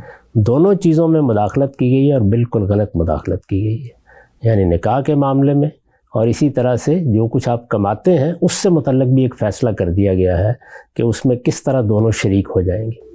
اس طرح کے شخصی معاملات لوگوں پر چھوڑ دینے چاہیے، ان کو فیصلہ کرنا ہے۔ وہ جب فیصلہ کریں گے تو اس موقع پر طے کر لیں گے کیا کرنا ہے کیا نہیں کرنا۔ اگر ایک مرد و عورت راضی ہیں کہ ایک اور عورت بھی ان کے ساتھ شریک ہو جائے تو مجھے کیا اعتراض ہے اس کے اوپر؟ میرے نزدیک اس طرح کے معاملات میں کوئی باہر سے بیٹھ کے قانون سازی نہیں کرنی چاہیے، بلکہ نکاح کے معاہدے کی طرف لوگوں کو توجہ دلانی چاہیے۔ وہ باقاعدہ طریقے سے شرائط طے کریں، حدود طے کریں، اس کے لحاظ سے معاملہ کریں۔ ہمارے دین کا یہ طریقہ نہیں ہے کہ وہ اس طرح کے معاملات میں مداخلت کر کے پابندیاں لگائے۔ اس کے پابندیاں لگانے کی بنیادیں تین ہی ہیں، یا فاحشہ پر پابندی لگائے گا، یا حق تلفی پر پابندی لگائے گا، یا جان مال آبرو کے خلاف زیادتی پر پابندی لگائے گا۔ چنانچہ یہاں پر بھی یہ دیکھا جائے گا کہ اگر لوگوں کے ہاں کوئی عرف، کوئی روایت، کوئی رسم عمومی طور پر حق تلفی کا ذریعہ بن رہا ہے تو اس کے بارے میں کوئی قانون سازی کر دی جائے۔ اس قانون سازی کو بھی اس طریقے سے کرنا چاہیے کہ شخصی معاملات میں مداخلت بند کر نہ رہ جائے۔ تو میرے نزدیک بس اس کا لحاظ رکھنا چاہیے، یعنی شریعت کا قاعدہ یہی ہے کہ کسی چیز کو روکنے کے لیے ان تین میں سے کوئی بنیاد آپ کو بتانی چاہیے۔ کیوں روک رہے ہیں آپ؟ لوگوں کو آزادانہ فیصلے کرنے دیں، وہ اپنے فیصلے کریں گے۔ اگر کوئی عورت سمجھتی ہے کہ مجھے ایک آدمی کے ساتھ نکاح کرنا ہے اور میں نہیں چاہتی کہ میرے ساتھ کوئی اور عورت شریک ہو، تو وہ جس وقت نکاح کر رہی ہے اپنے معاہدے میں طے کر لے۔ اس کے بعد البتہ آپ کو حق حاصل ہے کہ اس معاہدے کی خلاف ورزی ہوئی ہے تو آپ اس آدمی کو سزا بھی دے سکتے ہیں، تم نے معاہدے کی خلاف ورزی کیوں کی، یا پھر اس کی خلاف ورزی کے نتائج بھی اسے بتا سکتے ہیں۔ تو میں اس کو اس زاویے سے دیکھتا ہوں۔ شرعی اعتبار سے مرد کو دوسری تیسری شادی کے لیے پہلی بیوی سے اجازت لینا ضروری ہے؟ شریعت میں اس معاملے میں کوئی قانون سازی سرے سے کی نہیں گئی۔ میں نے آپ سے عرض کیا نا کہ شریعت میں قانون سازی کی بنیادیں وہ تین ہیں، وہ اگر کسی چیز پر پابندی لگائے گی تو وہاں سے لگائے گی۔ اس طرح کے معاملات کو لوگوں پر چھوڑ دیا گیا ہے۔ اب لوگوں پر چھوڑ دیا گیا ہے تو آپ قانون سازی کر لیجئے اپنے حالات کے لحاظ سے، اپنے رسم و رواج کے لحاظ سے، اپنے عرف کے لحاظ سے، اپنی ضرورتوں کے لحاظ سے۔ اس قانون سازی میں بھی اس کا خیال رکھیں کہ لوگوں کی شخصی ضروریات میں بے جا مداخلت نہیں ہونی چاہیے۔ یعنی یہ بات کہ میں ایک سے زیادہ شادی کرنا چاہتا ہوں، یہ میرا شخصی معاملہ ہے، اور یہ اگر دوسروں سے متعلق ہوتا ہے تو اس عورت سے متعلق ہے جو میرے گھر میں ہے، تو ہمیں طے کرنے دیجئے کہ ہم اس میں کیا رائے قائم کرتے ہیں۔ اس میں معاہدات ہونے چاہیے، یعنی سارے معاملے کو معاہدے اور کانٹریکٹ کے زاویے سے آپ دیکھیں۔ ایک مرد و عورت کے درمیان یہ معاہدہ ہے۔ میں مثلا اپنے ملک کے بارے میں یہ رائے رکھتا ہوں کہ ہمارے ہاں خواتین جب شادی کرتی ہیں تو ان کو پورا اطمینان ہوتا ہے کہ کوئی دوسری عورت نہیں آئے گی، جی بالکل، تو ایک طرح کا ان ریٹن سا معاہدہ ہو جاتا ہے۔ تو وہاں اس طرح نہیں کرنا چاہیے آدمی کو۔ باقی رہ گئی یہ بات کہ کیا ایک سے زیادہ شادیاں کرنی چاہیے، تو ضرورت کا معاملہ الگ ہے، معاہدے کا معاملہ ہی بالکل الگ ہے۔ اللہ تعالیٰ نے آدم و حوا کو ایک ہی بنایا تھا، اس لیے اچھا گھر ایک ہی مرد و عورت سے بنتا ہے اور انہی کے تعلق کی بنیاد پر قائم رہتا ہے۔ میری بات کا خلاصہ یہ ہے کہ اس معاملے کو اللہ تعالیٰ نے لوگوں پر چھوڑ دیا ہے، وہ اپنے حالات کا لحاظ کر کے جس طرح کا معاہدہ کرنا چاہیں کر لیں۔ غیر مسلم سے شادی کی اجازت کس حد تک ہے؟ جو ہم نے سنا ہے کہ اہل کتاب سے آپ کر سکتے ہیں، تو کیا جو اہل کتاب نہیں ہیں ان سے شادی کرنا جائز ہے؟ یہ جس آدمی کو مذہب عزیز ہے وہ یہ کیسے کرے گا؟ تو میں آپ سے پوچھتا ہوں، تو آپ مجھے بتائیے، یعنی میں جب شادی کروں گا تو کیا میں اخلاقی پہلوؤں سے جائزہ نہیں لوں گا؟ لیں گے، بالکل ضرور۔ کیا میں یہ نہیں دیکھوں گا کہ کوئی رشوت کھانے والا ہے، کوئی اسمگلنگ کرنے والا ہے، کوئی قانون شکن ہے، کوئی شرابی ہے، کوئی زانی ہے؟ کہوں گا نا یہ ساری باتیں۔ تو میرا مذہب بھی مجھے عزیز ہے۔ سوال یہ ہے کہ جس طرح میں ان چیزوں کا لحاظ رکھوں گا اسی طریقے سے مجھے اپنے مذہب کا بھی لحاظ رکھنا ہے۔ مجھے اگر اسلام عزیز ہے تو میں یہ کیسے گوارا کر لوں گا کہ ایک ہی چھت کے نیچے اللہ کی توحید کا ذکر بھی ہو رہا ہو اور اس کے ساتھ شرک بھی کیا جا رہا ہو؟ تو میں تو اس کو بالکل ناموزوں سمجھتا ہوں۔ جو لوگ اوورسیز میں رہتے ہیں، خاص طور پہ ان ملکوں میں، امریکہ میں یا اور باقی جو ملک ہیں، وہاں پہ اکثر ہم گھرانوں میں یہ دیکھتے ہیں کہ شادی کا جب وقت آتا ہے تو ماں باپ کی خواہش ہوتی ہے، بلکہ فورس کرتے ہیں کہ کسی کزن کے ساتھ وہاں پہ کیجیے اور ان کو یہاں بلایا جائے۔ میں اس میں آپ کی ذاتی رائے جاننا چاہ رہا ہوں، جو لوگ جہاں جس معاشرے میں رہتے ہوں وہاں پہ شادی کرنی چاہیے یا کسی بھی اور جگہ سے لڑکا یا لڑکی لا سکتے ہیں؟ زیادہ اچھا تو یہی ہے کہ وہ وہاں شادی کریں، اور اس میں یہ دیکھنا چاہیے کہ جس بچے یا بچی کی شادی کی جا رہی ہے اس کی پرورش کہاں ہوئی ہے، اس کے اذواق کیا ہیں، اس کے رجحانات کیا ہیں۔ آپ ایک بچہ یہاں پیدا کرتے ہیں، وہ پلتا بڑھتا یہاں ہے، اس کی تہذیبی شناخت یہاں بنی ہوئی ہوتی ہے، اس نے تعلیم جہاں پائی ہے وہاں اس کی قدریں اور اس کے رجحانات بالکل مختلف ہو چکے ہوتے ہیں۔ وہاں سے آپ اٹھا کر شادی کے موقع پر دو بے جوڑ قسم کے لوگوں کو आपस में गांठ देते हैं। तो मेरे ख्याल में इससे बड़ी पेचीदगियाँ और बहुत ख़राबियाँ पैदा होती हैं। अलबत्ता ये है कि एक लड़की या लड़का अपनी आज़ादाना मर्ज़ी से कहीं से भी इंतखाब कर ले। इसमें वालिदैन को मशवरे का, सरपरस्ती का किरदार अदा करना चाहिए और कोशिश करनी चाहिए कि बच्चों के रुझानात को देखकर, उनके अज़वाक़ को देखकर, उनकी तहज़ीबी तरबियत किस तरह हुई है, उनके लिए जोड़ तलाश करें। दाढ़ी के मसले पे आप काफ़ी दफ़ा बात कर चुके हैं, लेकिन मेरा सवाल थोड़ा सा हट के है कि एक तो आप इसको कहते हैं कि ये एक फ़ितरी चीज़ है, ना भी रखें तो कोई मसला नहीं है, इस पे भी अगर थोड़ा सा वजाहत फरमा दें। असल सवाल ये है कि बग़ैर दाढ़ी वाले शख्स के पीछे बाकायदा नमाज हो जाती है? इमाम की शराइत क्या है कि इमाम के लिए दाढ़ी होना ज़रूरी है, या बग़ैर दाढ़ी के किसी मस्जिद में इमाम है और वो इमामत करवा सकता है? देखिए, इमाम के लिए मुसलमान होना काफ़ी है। वो अगर मुसलमान है तो हम उसके पीछे नमाज पढ़ेंगे। इमाम जब आप मुकर्रर करते हैं तो उसमें अल्लाह के पैगंबर ने हमें बताया है कि ये सिफ़ात देखनी चाहिए, क्या वो कुरान का जानने वाला है, क्या सुन्नत का जानने वाला है, उसकी अखलाकी हैसियत क्या है, ये सब चीज़ें देखी जाएंगी। उसमें अगर कुछ लोगों के यहाँ दाढ़ी की भी कोई अहमियत है तो वो भी देख लेंगे। इसका बड़ा इन्हिसार इस पर है कि जो कम्युनिटी या जिस इलाके के लोग किसी को इमाम मुकर्रर कर रहे हैं वो किन चीज़ों को पसंद करते हैं, किन चीज़ों को ज़रूरी समझते हैं। तो मेरे नज़दीक एक चीज़ है कि दीन में क्या चीज़ें हैं, यानी दीन में कुछ चीज़ों को बतौर फ़राइज़ हम पर आयद किया गया है, कुछ चीज़ों की हुर्मत का फतवा दिया गया है, कुछ चीज़ें मुस्तहब्बात में से हैं, नवाफिल में से हैं। ये दीन का कंटेंट या दीन के मशमूलात हैं। दाढ़ी हम रिसालत मआब सल्लल्लाहु अलैहि वसल्लम की इत्तिबा में रखते हैं। आपने दाढ़ी रखी हुई थी, ये मोहब्बत का ताल्लुक़ है। मेरे नज़दीक इसका दीन के मशमूलात से कोई ताल्लुक़ नहीं है। तो इसी ज़ाविये से ये रखनी चाहिए। मुझे दाढ़ी बहुत पसंद है, मैं इसको फितरत का भी तकाज़ा समझता हूँ और मेरा एहसास ये है कि ये मर्दों का हुस्न भी है और ज़ेवर भी। तो इसलिए मेरी तो हमेशा ये ख्वाहिश होती है कि बच्चे भी दाढ़ी रखें, सब लोग दाढ़ी को इख्तियार करें, लेकिन ये कि कोई दीन का हुक्म है ऐसा बिल्कुल नहीं है।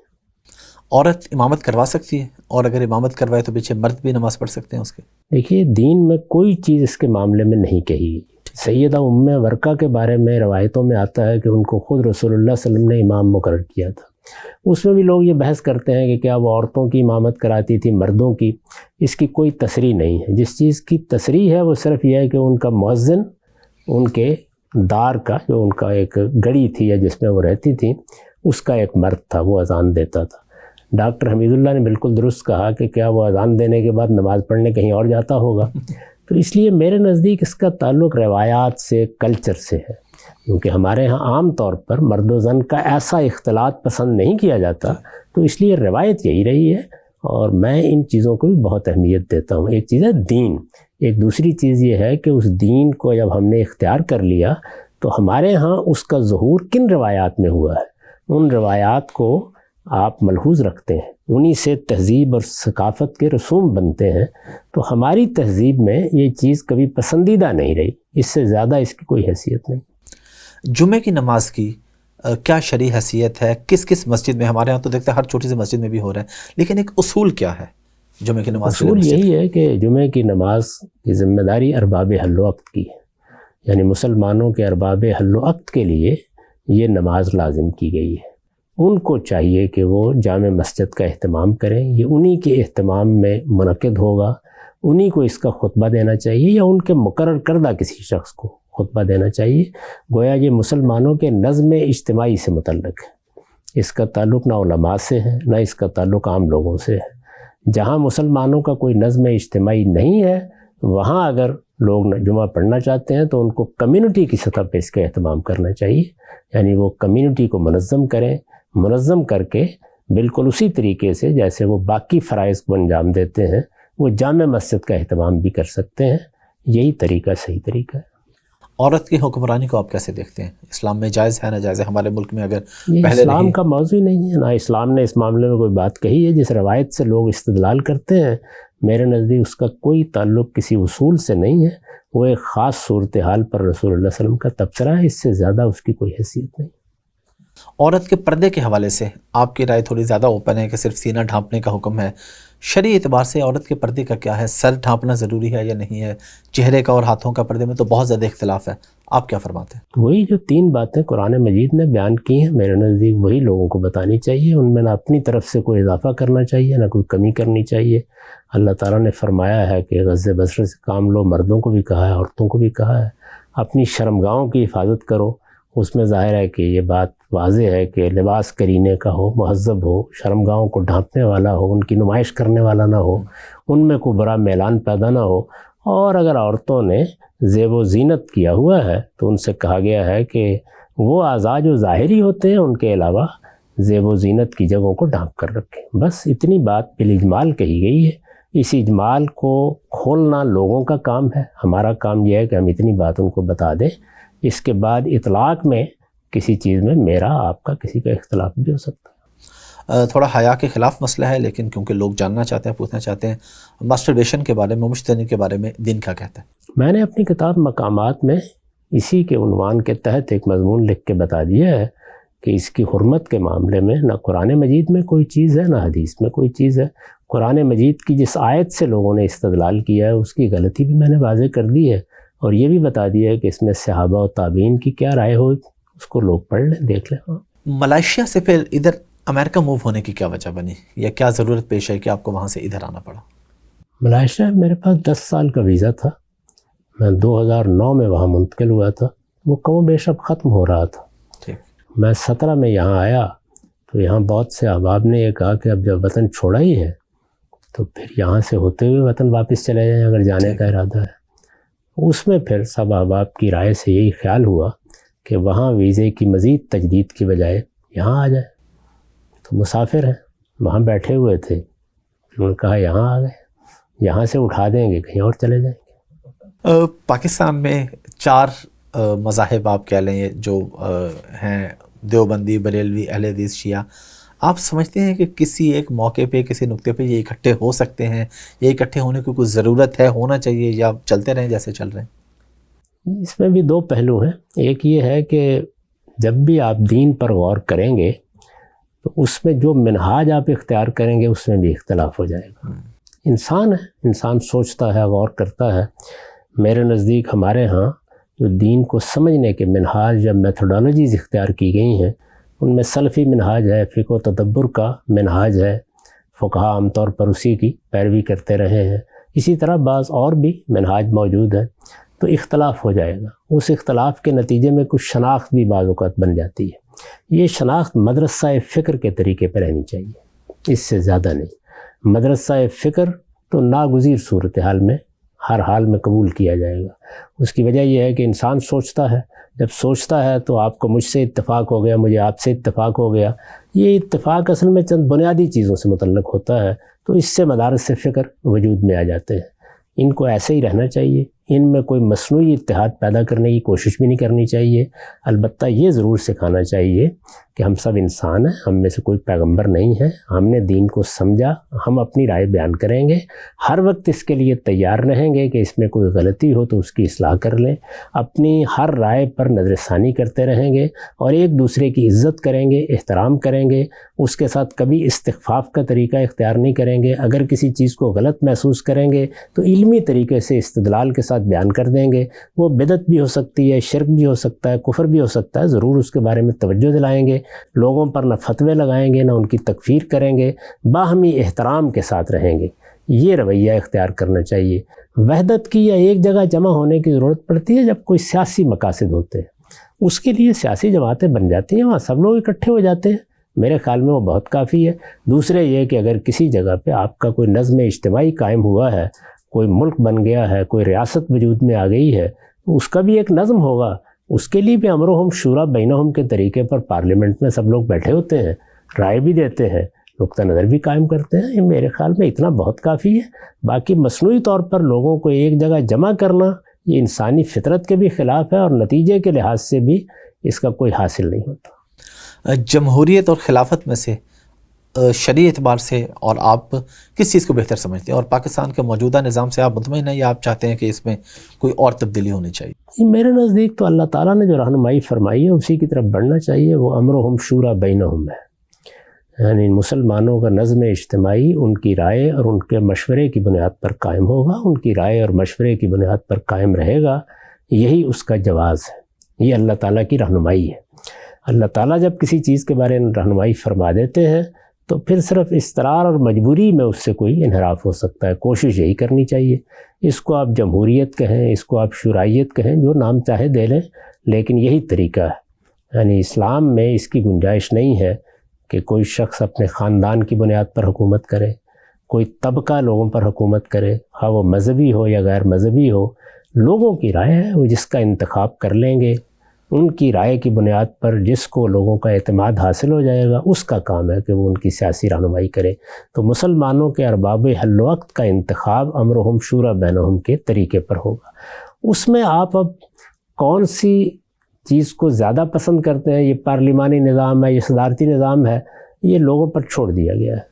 وہ قبائلی نظام میں بالکل اور طریقے اختیار کیے جائیں گے، آج کی جدید ریاستوں میں اور طریقے ہوں گے، ایک ملک میں ایک طریقہ ہوگا، دوسرے ملک میں دوسرا طریقہ ہوگا۔ آج کے حالات میں ہم نے کچھ قاعدے بنا رکھے ہوئے ہیں، ممکن ہے دنیا میں جیسی ترقی ہو رہی ہے یہ قاعدے بھی بالکل تبدیل کرنے پڑ جائیں۔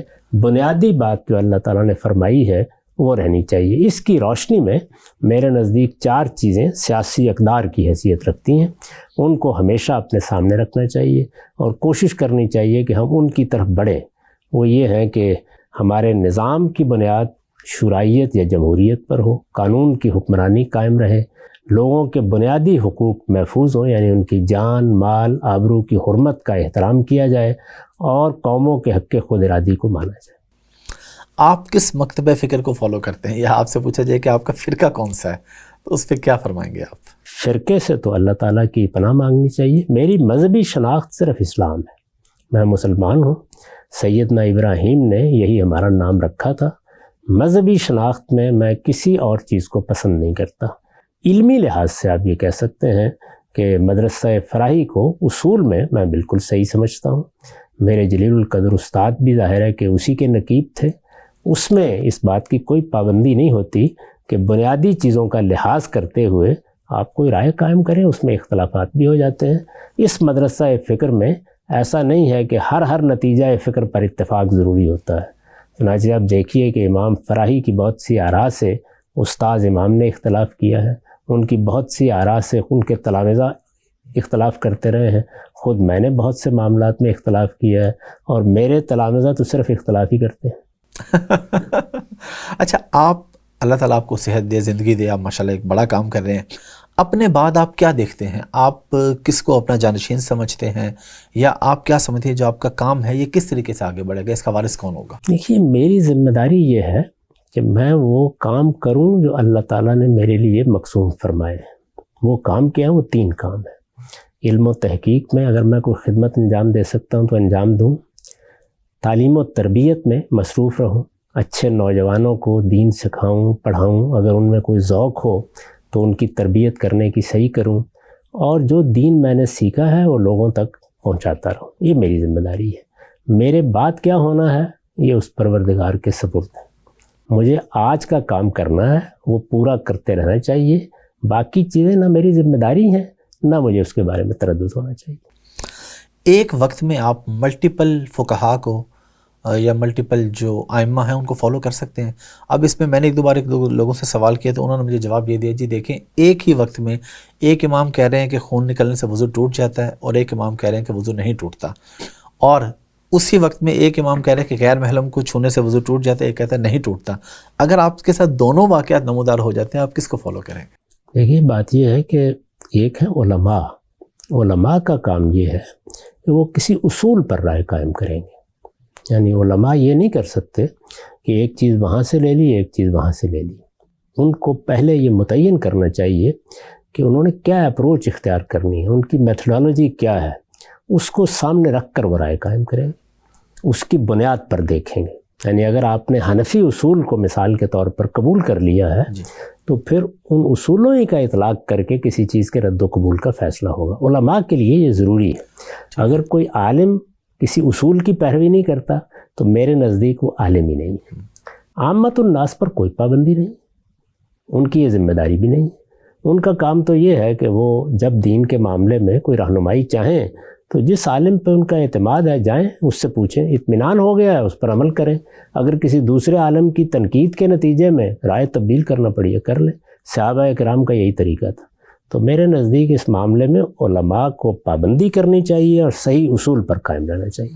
مثال کے طور پر ہمارے ہاں مدرسہ فرائی میں کچھ چیزیں اصول میں طے ہیں، ہم ان کو ہر حال میں ملحوظ رکھتے ہیں رائے قائم کرتے وقت۔ اس میں ممکن ہے امام مالک کی کسی رائے سے اتفاق ہو، ممکن ہے امام ابو حنیفہ کی کسی رائے سے اتفاق ہو، لیکن وہ اصول پر قبول کی جائے گی۔ عام آدمی پر یہ ذمہ داری نہ ڈالی جا سکتی ہے، نہ یہ پابندی اس پر لگائی جا سکتی ہے۔ وہ تو اپنے لیے عقل عام کی بنیاد پر فیصلے کرتا ہے یا اعتماد کی بنیاد پر۔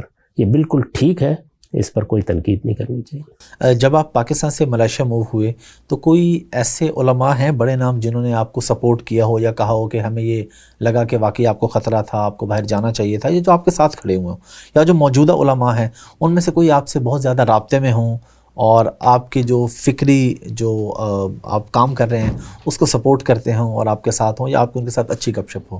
دیکھیے جتنے علماء بھی لاہور میں چونکہ رہتا رہا ہوں، مجھ سے ملتے رہے ہیں، ان میں بریلوی، دیوبندی سب علماء رہے ہیں، ان کے ساتھ محبت کا تعلق رہا ہے، باہمی احترام کا تعلق رہا ہے، وہ مشورے بھی دیتے رہے ہیں، آراء بھی پیش کرتے رہے ہیں، ان کے ساتھ دوستانہ تعلقات بھی بعض کے ساتھ رہے ہیں، بزرگانہ بھی رہے ہیں۔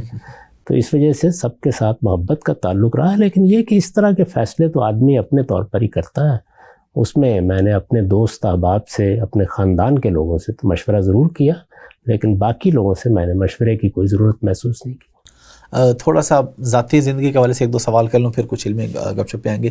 شادی آپ نے کب کی تھی؟ 1977 میں، اگر میں غلطی نہیں کر رہا۔ اور لو میرج تھی کہ ارینج تھی؟ نہیں، میری والدہ اور میری بہن نے پسند کیا، ہمارے عزیزوں میں سے تھے۔ ٹھیک ہے۔ جیسے ہمارے خاندانوں میں شادی ہوتی ہے اسی طرح ہوئی۔ اور بچے کتنے ہیں آپ کے؟ 4۔ ماشاءاللہ۔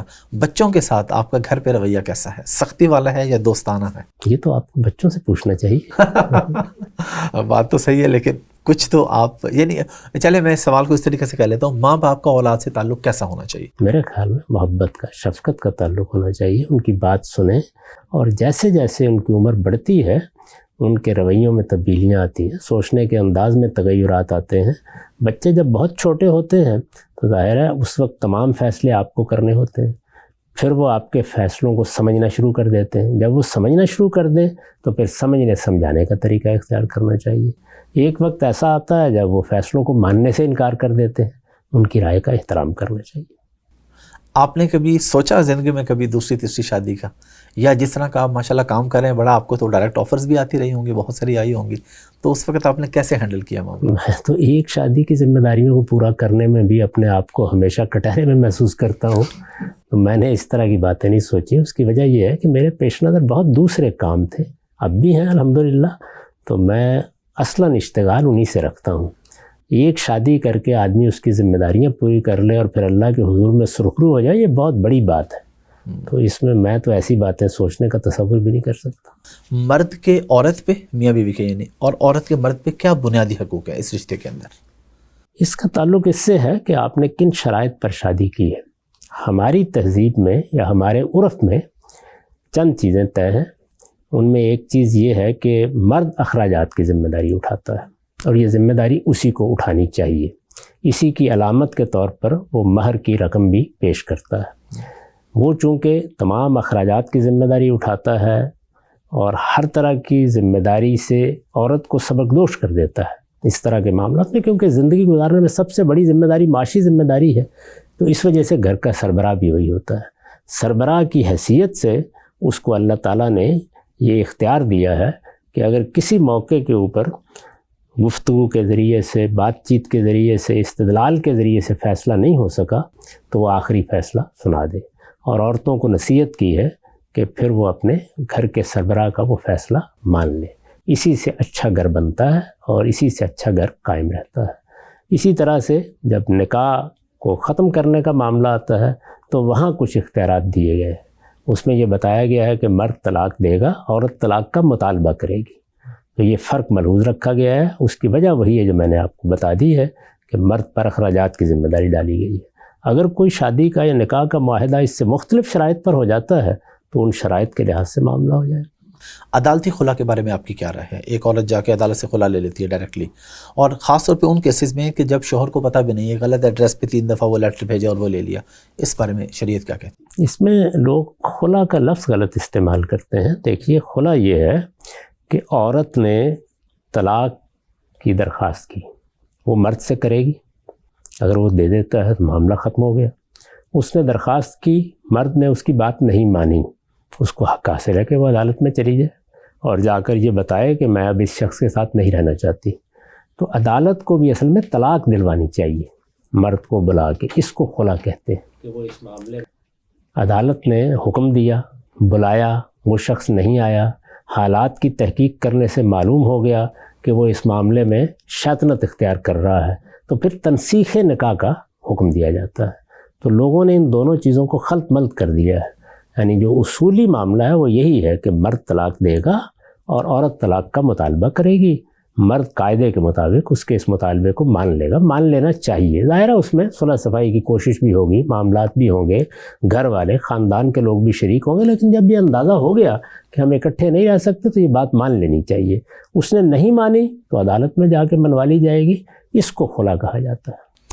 لکھنے پڑھنے کے علاوہ اور آپ کا کیا شوق ہے؟ کوئی ایکسرسائز یا کوئی سپورٹس آپ نے کبھی کی یا کوئی گیم وغیرہ کھیلتے ہیں؟ مجھے جو اس نوعیت کی چیزیں ڈاکٹروں نے تجویز کر رکھی ہیں تو میں کوشش کرتا ہوں کہ دوا بھی اسی طرح کھاؤں جیسے نماز پڑھتا ہوں باقاعدگی سے، اور وہ معاملات بھی اسی طرح باقاعدگی کے ساتھ کرتا رہوں. سیر کا مجھے ہمیشہ بہت شوق رہا، لیکن پھر بعض مجبوریوں کی وجہ سے اس طرح کے معاملات کو روکنا پڑا. آپ جانتے ہیں کہ وہ لاہور میں بھی کچھ ایسے معاملات ہو گئے اور اس طرح کے معاملات رہے. تو اس کے علاوہ میرے تو پڑھنا، لکھنا، سوچنا، غور کرنا، چیزوں کو دیکھنا سب سے بڑی دلچسپی کی چیز وہی ہے. شاعری ادب سے دلچسپی رہی ہے، وہ سن لیتا ہوں، پڑھ لیتا ہوں. کھانے پکانے کا آپ کو شوق ہے؟ کوئی ڈشز وغیرہ خود بنائی کبھی؟ اور کھانے میں کیا پسند ہے؟ نہیں بھائی، میں بالکل کھانے پکانے کا کوئی شوق نہیں رکھتا. بس یہ ہے کہ کھانے میں کچھ چیزیں ظاہر ہے ہر انسان کو زیادہ پسند ہوتی ہیں. چند چیزیں میں بہت تھوڑا سا کھاتا ہوں، وہ میں بتا دیتا ہوں کبھی، اس سے سوا کچھ نہیں. اب تھوڑا سا ایک دو بس سوالات میں کر لوں، اس کے بعد اینڈنگ کی طرف جاتے ہیں. خواجہ سراؤں کی شرعی حیثیت کیا ہے؟ ان کے بارے میں کیا قوانین ہیں؟ کیونکہ آج کل ہم دیکھتے ہیں اس بارے میں کافی بات ہوتی ہے. وہ کہتے ہیں جی ہم نہ مردوں میں آتے ہیں نہ عورتوں میں آتے ہیں، ہمیں الگ شادی کی اجازت ہونی چاہیے. اس بارے میں آپ کیا فرماتے ہیں؟ دیکھیے بات یہ ہے کہ کسی کو کوئی معذوری اگر لاحق ہے تو اس کے لحاظ سے معاملہ اس کے ساتھ کیا جائے اور انصاف کا معاملہ ہونا چاہیے. یہی شریعت کا قاعدہ ہے. ایسا نہیں ہے کہ خود شریعت میں، یعنی اللہ تعالیٰ نے قرآن مجید میں یا پیغمبر صلی اللہ علیہ وسلم نے کوئی خصوصی قوانین دیے ہیں، اس کو انسانی عقل اور علم پر چھوڑ دیا گیا ہے. ہم یہ دیکھیں گے اگر عورت کا رجحان ہے تو اس حیثیت سے معاملہ کریں گے، مرد کا رجحان ہے تو اس حیثیت سے معاملہ کریں گے. اگر معاملے میں کوئی اشتباہ ہے تو اس اشتباہ کے لحاظ سے جو مشتبہات کے بارے میں شریعت کی تعلیم ہے اس کو ملحوظ رکھیں گے. اور اگر کسی کے علاج معالجے کے نتیجے میں معاملہ یکسو ہو سکتا ہے تو اس کی نصیحت کریں گے. موسیقی کے حوالے سے اس میں آپ کی رائے بڑی اوپن ہے، لیکن پھر میں جاننا چاہ رہا ہوں کہ موسیقی کے حوالے سے ہماری شریعت کیا کہتی ہے؟ سن سکتے ہیں آپ؟ موسیقی، شاعری، دوسرے فنون لطیفہ بالکل جائز ہیں، ان میں کوئی چیز ممنوع نہیں ہے. یہ ان کا استعمال ہے جو اچھا اور برا ہوتا ہے وہ دیکھنا چاہیے. یعنی وہ کیا بول ہیں، کیا چیز آپ سن رہے ہیں، ماحول کیا ہے، اس میں البتہ اپنے دل کی پاکیزگی کا خیال رکھنا چاہیے. اور اس میں بھی کوئی خصوصی قانون نہیں بنا دیا گیا. انسان کو بتایا گیا ہے کہ کیا چیزیں ہیں جو اس کے دل کے لیے آلودگی کا باعث بنتی ہیں، کیا چیزیں پاکیزگی کا ذریعہ بنتی ہیں. پاکیزگی کو اپنا مقصد، نصب العین اور زندگی کی حقیقت سمجھ کے قبول کرنا چاہیے. خواب کی شرعی حیثیت کیا ہے؟ آپ کوئی بھی خواب دیکھتے ہیں اس کے بارے میں؟ اور ہم اکثر لوگوں سے سنتے رہتے ہیں کہ نبی کریم صلی اللہ علیہ وآلہ وسلم کی زیارت ہوئی یا ایسے، تو آپ اس بارے میں کیا سمجھتے ہیں کہ یہ پاسبل ہے، ہوتا ہے؟ یہ شریعت کا موضوع نہیں ہے، انسان کا عمومی تجربہ ہے. اس کو خواب آتے ہیں اور عام تجربے ہی سے معلوم ہوتا ہے کہ 3 طرح کے ہوتے ہیں. ایک وہ ہیں جس کو قرآن مجید نے اضغاث و احلام سے تعبیر کیا ہے، یعنی ہمارے جسم پر، ہمارے نفس پر گزرنے والی کیفیات ہی ہم ممثل صورت میں دیکھ لیتے ہیں، ان کی کوئی حیثیت نہیں ہوتی. بعض چیزیں اللہ تعالیٰ کی طرف سے یا فرشتوں کی طرف سے رہنمائی کے طور پر القاء کی جاتی ہیں. ان میں کوئی چیز ہوگی تو حضور نے بتا دیا کہ وہ بشارت کی چیز ہوگی، اس پر اللہ کا شکر ادا کرو. اور اگر کوئی رہنمائی ملی ہے تو قبول کر لو اس بات کو، لیکن قرآن و سنت کی روشنی میں. شیطان بھی اس کو ذریعہ بنا لیتا ہے. اس میں یہی بتایا گیا ہے کہ لاحول پڑھو اور اللہ تعالیٰ سے پناہ طلب کرو. تو اسلام یہی سکھاتا ہے. اسلام نے تعویذ کی شرعی حیثیت کیا ہے؟ یہ نفسی علوم ہے. نفسی علوم ایسے ہی ہیں جیسے مادی علوم ہے. ان کا تعلق تجربات سے ہے. اگر کوئی تجربے سے معلوم ہوتا ہے کہ فلاں چیز میں بہتری ہے، جیسے کہ ہم دوائیں کھاتے ہیں، ان کے بارے میں بھی تجرباتی تحقیق ہوتی ہے. اس میں مذہب کو کوئی فتویٰ نہیں دینا، اس لیے کہ یہ مذہب کا موضوع نہیں ہے. وہ صرف ایک بات کہے گا جو رسالت مآب صلی اللہ علیہ وسلم نے ام المومنین حفصہ کو غالباً کہی تھی. انہوں نے جب یہ بتایا کہ ہمارے ہاں کچھ یہود سے عورتیں آتی ہیں، وہ اس طرح کوئی دم کر دیتی ہیں، کوئی اس طرح کا معاملہ، آپ نے فرمایا یہ دیکھ لو کہ اس میں کوئی شرک کی بات نہیں ہونی چاہیے. تو مسلمان اس طرح کی چیزوں کے بارے میں بس صرف یہی دیکھتا ہے کہ کوئی بد اخلاقی نہ ہو، کوئی شرک نہ ہو. اگر وہ نہیں ہے تو یہ تجرباتی چیزیں ہیں، خواہ وہ نفسی علوم ہے یا مادی علوم ہے، وہ کوئی طب کا معاملہ ہے یا علاج معالجے کا کوئی معاملہ ہے، آپ اپنے تجربے کی روشنی میں جو رائے قائم کرنا چاہتے ہیں کیجئے. وہ مذہب کا موضوع نہیں. انجینئر محمد علی مرزا صاحب آپ کو اپنا استاد بھی مانتے ہیں، روحانی پیشوا بھی کہتے ہیں، آپ سے بہت سیکھتے بھی ہیں. آپ ان کا جو طریقہ کار ہے اس سے کس حد تک اختلاف کرتے ہیں یا اسے ٹھیک سمجھتے ہیں کہ جس طریقے سے وہ صحابہ کرام پہ بھی یا اولیاء کرام پہ جس طریقے سے وہ بات چیت کرتے ہیں، آپ سمجھتے ہیں کہ دعوت کا کام اس طریقے سے ٹھیک ہے یا اس طریقے سے نہیں ہونا چاہیے، اس سے معاشرے میں انتشار پھیل سکتا ہے؟ میرے بھائی، میں اپنے سب معاصرین سے بہت محبت کرتا ہوں. جو آدمی بھی دین کی خدمت کر رہا ہے میں اس کو عزت ہی کی نگاہ سے دیکھتا ہوں. جن چیزوں سے مجھے اختلاف ہوتا ہے ان کو میں شائستگی کے ساتھ بیان کر دیتا ہوں، اور وہ چند ہی چیزیں ہیں. میرا ایک خاص منہاج ہے. میرے نزدیک ہمارے معاشرے میں کچھ لوگ سلفی منہاج کو اختیار کیے ہوئے ہیں، کوئی فقہ و تدبر کا منہاج اختیار کیے ہوئے ہیں. میں اپنے منہاج کی وضاحت کرتا رہتا ہوں. میں اسی کو درست بھی سمجھتا ہوں. اس کی بنیاد پر میں ظاہر ہے کہ کسی رائے پہ تنقید بھی کروں گا، لیکن اس میں کسی خاص شخص کو کبھی موضوع نہیں بناتا. ایسے ہی بات کیسے کرنی چاہیے، اس کا اسلوب کیا ہونا چاہیے، اس میں آپ جانتے ہیں کہ میں بارہا یہ کہتا رہتا ہوں کہ محبت کا طریقہ اختیار کریں، احترام کا طریقہ اختیار کریں. تنقید کرنے کے لیے چند چیزیں ناگزیر ہیں، انہیں ہمیشہ ملحوظ رکھیں. تنقید بنیادی ہونی چاہیے، اس میں ہر فرد کو موضوع نہیں بنانا چاہیے. اس طرح کی بہت سی چیزیں ہیں جو میں بیان کرتا رہتا ہوں. میرا خیال ہے کہ وہ سب لوگوں کے لیے ہیں، اس میں کسی خاص شخص کو موضوع بنانے کی ضرورت نہیں. میں ان سے بھی بہت محبت کرتا ہوں، ان کی بہت عزت کرتا ہوں. جو لوگ سوال کرتے ہیں، جس طرح کہ ہم نے ماشاءاللہ آپ کے اندر دیکھا کہ آپ نے سوال کرنے کی کھلی اجازت دی، اس طریقے سے کیا اجازت ہونی چاہیے کہ آدمی کے ذہن میں جو بھی سوال ہے، خواہ وہ شریعت کے خلاف ہے، اسلام کے خلاف ہے، ایون صحابہ کرام کے خلاف ہے، تو سوال کی گنجائش ہماری شریعت دے دی کہ آپ کچھ بھی پوچھ سکتے ہیں؟ سوال کرنے کا ہر شخص کو حق حاصل ہے. سوال میں کیا خرابی ہے؟ سوال ہی سے علم بڑھتا ہے. کسی کے سوال کرنے پر آپ پابندی لگائیں گے تو یہ تو ذہن پر پابندی لگانا ہے. اس کے ذہن میں وہ بات رہے گی، وہ پہلے ایک کانٹے کی طرح ہوگی، پھر جاڑ جنکار بن جائے گی. علماء کا کام یہ ہے کہ وہ سوالات کو سنیں، بلکہ اس کی حوصلہ افزائی کریں. لوگ اپنی بات کہیں تاکہ ان کو مطمئن کرنے کے مواقع پیدا ہوں. ہماری نوجوان نسل، ہم بہت سارے لوگ دیکھتے ہیں کہ الحاد کی طرف جا رہے ہیں، خدا کے وجود سے انکار کر رہے ہیں، اور اس میں کوئی دو رائے نہیں ہے. ماشاءاللہ آپ کی اس میں بڑی خدمات ہے. لوگ آپ سے آ کے ہر طرح کے سوال پوچھتے ہیں اور ریورٹ بھی ہوتے ہیں. بہت سے لوگوں کو ہم خود بھی جانتے ہیں ایسا ہوا. ایک تو اگر کوئی بندہ انکار کر دیتا ہے، مسلمان ہونے کے بعد مرتد ہو جاتا ہے، اس کی کیا سزا ہے؟ جو سزا ہمیں بتائی جاتی ہے کیا وہی سزا ہے؟ اور ان لوگوں کو کیسے دین کے قریب لایا جا سکتا ہے جو بالکل خدا کے وجود کے انکاری ہو گئے ہیں؟ اب ہمارا تعلق سب لوگوں سے دعوت کا تعلق ہے. ہم اپنی بات کہیں گے، ان کے اشکالات دور کرنے کی صحیح کریں گے، دین کی شرح و وضاحت کرتے رہیں گے. ہر شخص نے اپنا فیصلہ خود کرنا ہے. اس پر دین میں بھی کوئی پابندی نہیں لگائی گئی. اللہ تعالیٰ نے اعلان کر دیا ہے کہ دین کے معاملے میں کوئی جبر نہیں ہے. جس کا جی چاہے وہ اللہ کا شکر گزار بندہ بن کے رہے، جس کا جی چاہے وہ کفر اختیار کر لے. اما شاکر و اما کفورا. اس کی کوئی سزا مقرر نہیں کی گئی. نہ اس طرح کے معاملات میں جزا و سزا کی بنیاد پر لوگ صحیح راہ پر آتے ہیں. دعوت کا تعلق محبت کے ساتھ تعلیم کا تعلق قائم کرنا چاہیے. وہ ہمیں ہمارے رب کا بھی حکم ہے، ہمارے پیغمبر کا بھی اسوہ ہے، اس میں کوئی کوتاہی نہیں کرنی چاہیے. ایک آدمی نے بڑی دیر سے آ کے نماز پڑھنا شروع کی، یعنی 20 سال میں یا 25 میں 30 میں 40 میں، اب اس کی پچھلی نمازوں کا کیا حکم ہے جب سے وہ بالغ ہوا ہے؟ اگر تو معاملے کی نوعیت یہ تھی کہ اس کو دین کا شعور ہی نہیں تھا، اللہ تعالیٰ نے اب اس کو توفیق دی، دین کی طرف آیا، تو میں اس کو بالکل ایسے ہی دیکھتا ہوں جس طرح سے لوگ اسلام لاتے تھے. وہ تجدید ایمان کرے، اللہ کو یاد کرے، اب نماز پڑھنا شروع کر دے اور کوشش کرے کہ نوافل کا زیادہ سے زیادہ اہتمام کرتا رہے. یہی کافی ہے. بہت شکریہ غامدی صاحب آپ کے وقت کا اور بڑے جو میرے ذہن میں سوال تھے میں نے آپ سے پوچھے. خواہش تھی کہ مزید بھی ہوتے لیکن ظاہر ہے وقت مختصر ہے.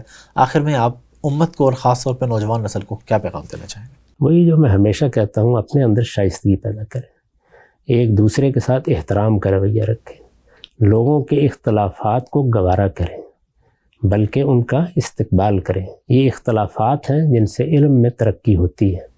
ہمیں علمی فضا پیدا کرنی چاہیے. دوسروں کی نیتوں پر حملہ کرنا، ان کے محرکات طے کرنا، ان پر منافقت کے فتوے لگانا، یہی وہ چیز ہے جو اس امت کے لیے سخت نقصان دہ بلکہ ہلاکت تک پہنچانے والی بن گئی ہے. یہ سب اللہ کے پیغمبر کے امتی ہیں، اور اس میں جو علماء ہیں خواہ وہ کسی بھی نقطہ نظر کے وہ سب ہمارے علماء ہیں. اس کے سب ائمہ ہمارے ائمہ ہیں. ہم سب کی عزت کریں گے، سب کا احترام کریں گے، اختلافات پر گفتگو کریں گے، اپنی بات شائستگی کے ساتھ کہیں گے. یہ روایت ہمیں قائم کرنی چاہیے. میرے نزدیک اگر یہ روایت آپ قائم کریں گے تو آپ دیکھیں گے کہ ہزار اختلافات کے باوجود یہ امت اپنی وحدت کے ساتھ دنیا کے سامنے کھڑی ہوگی. بہت بہت شکریہ.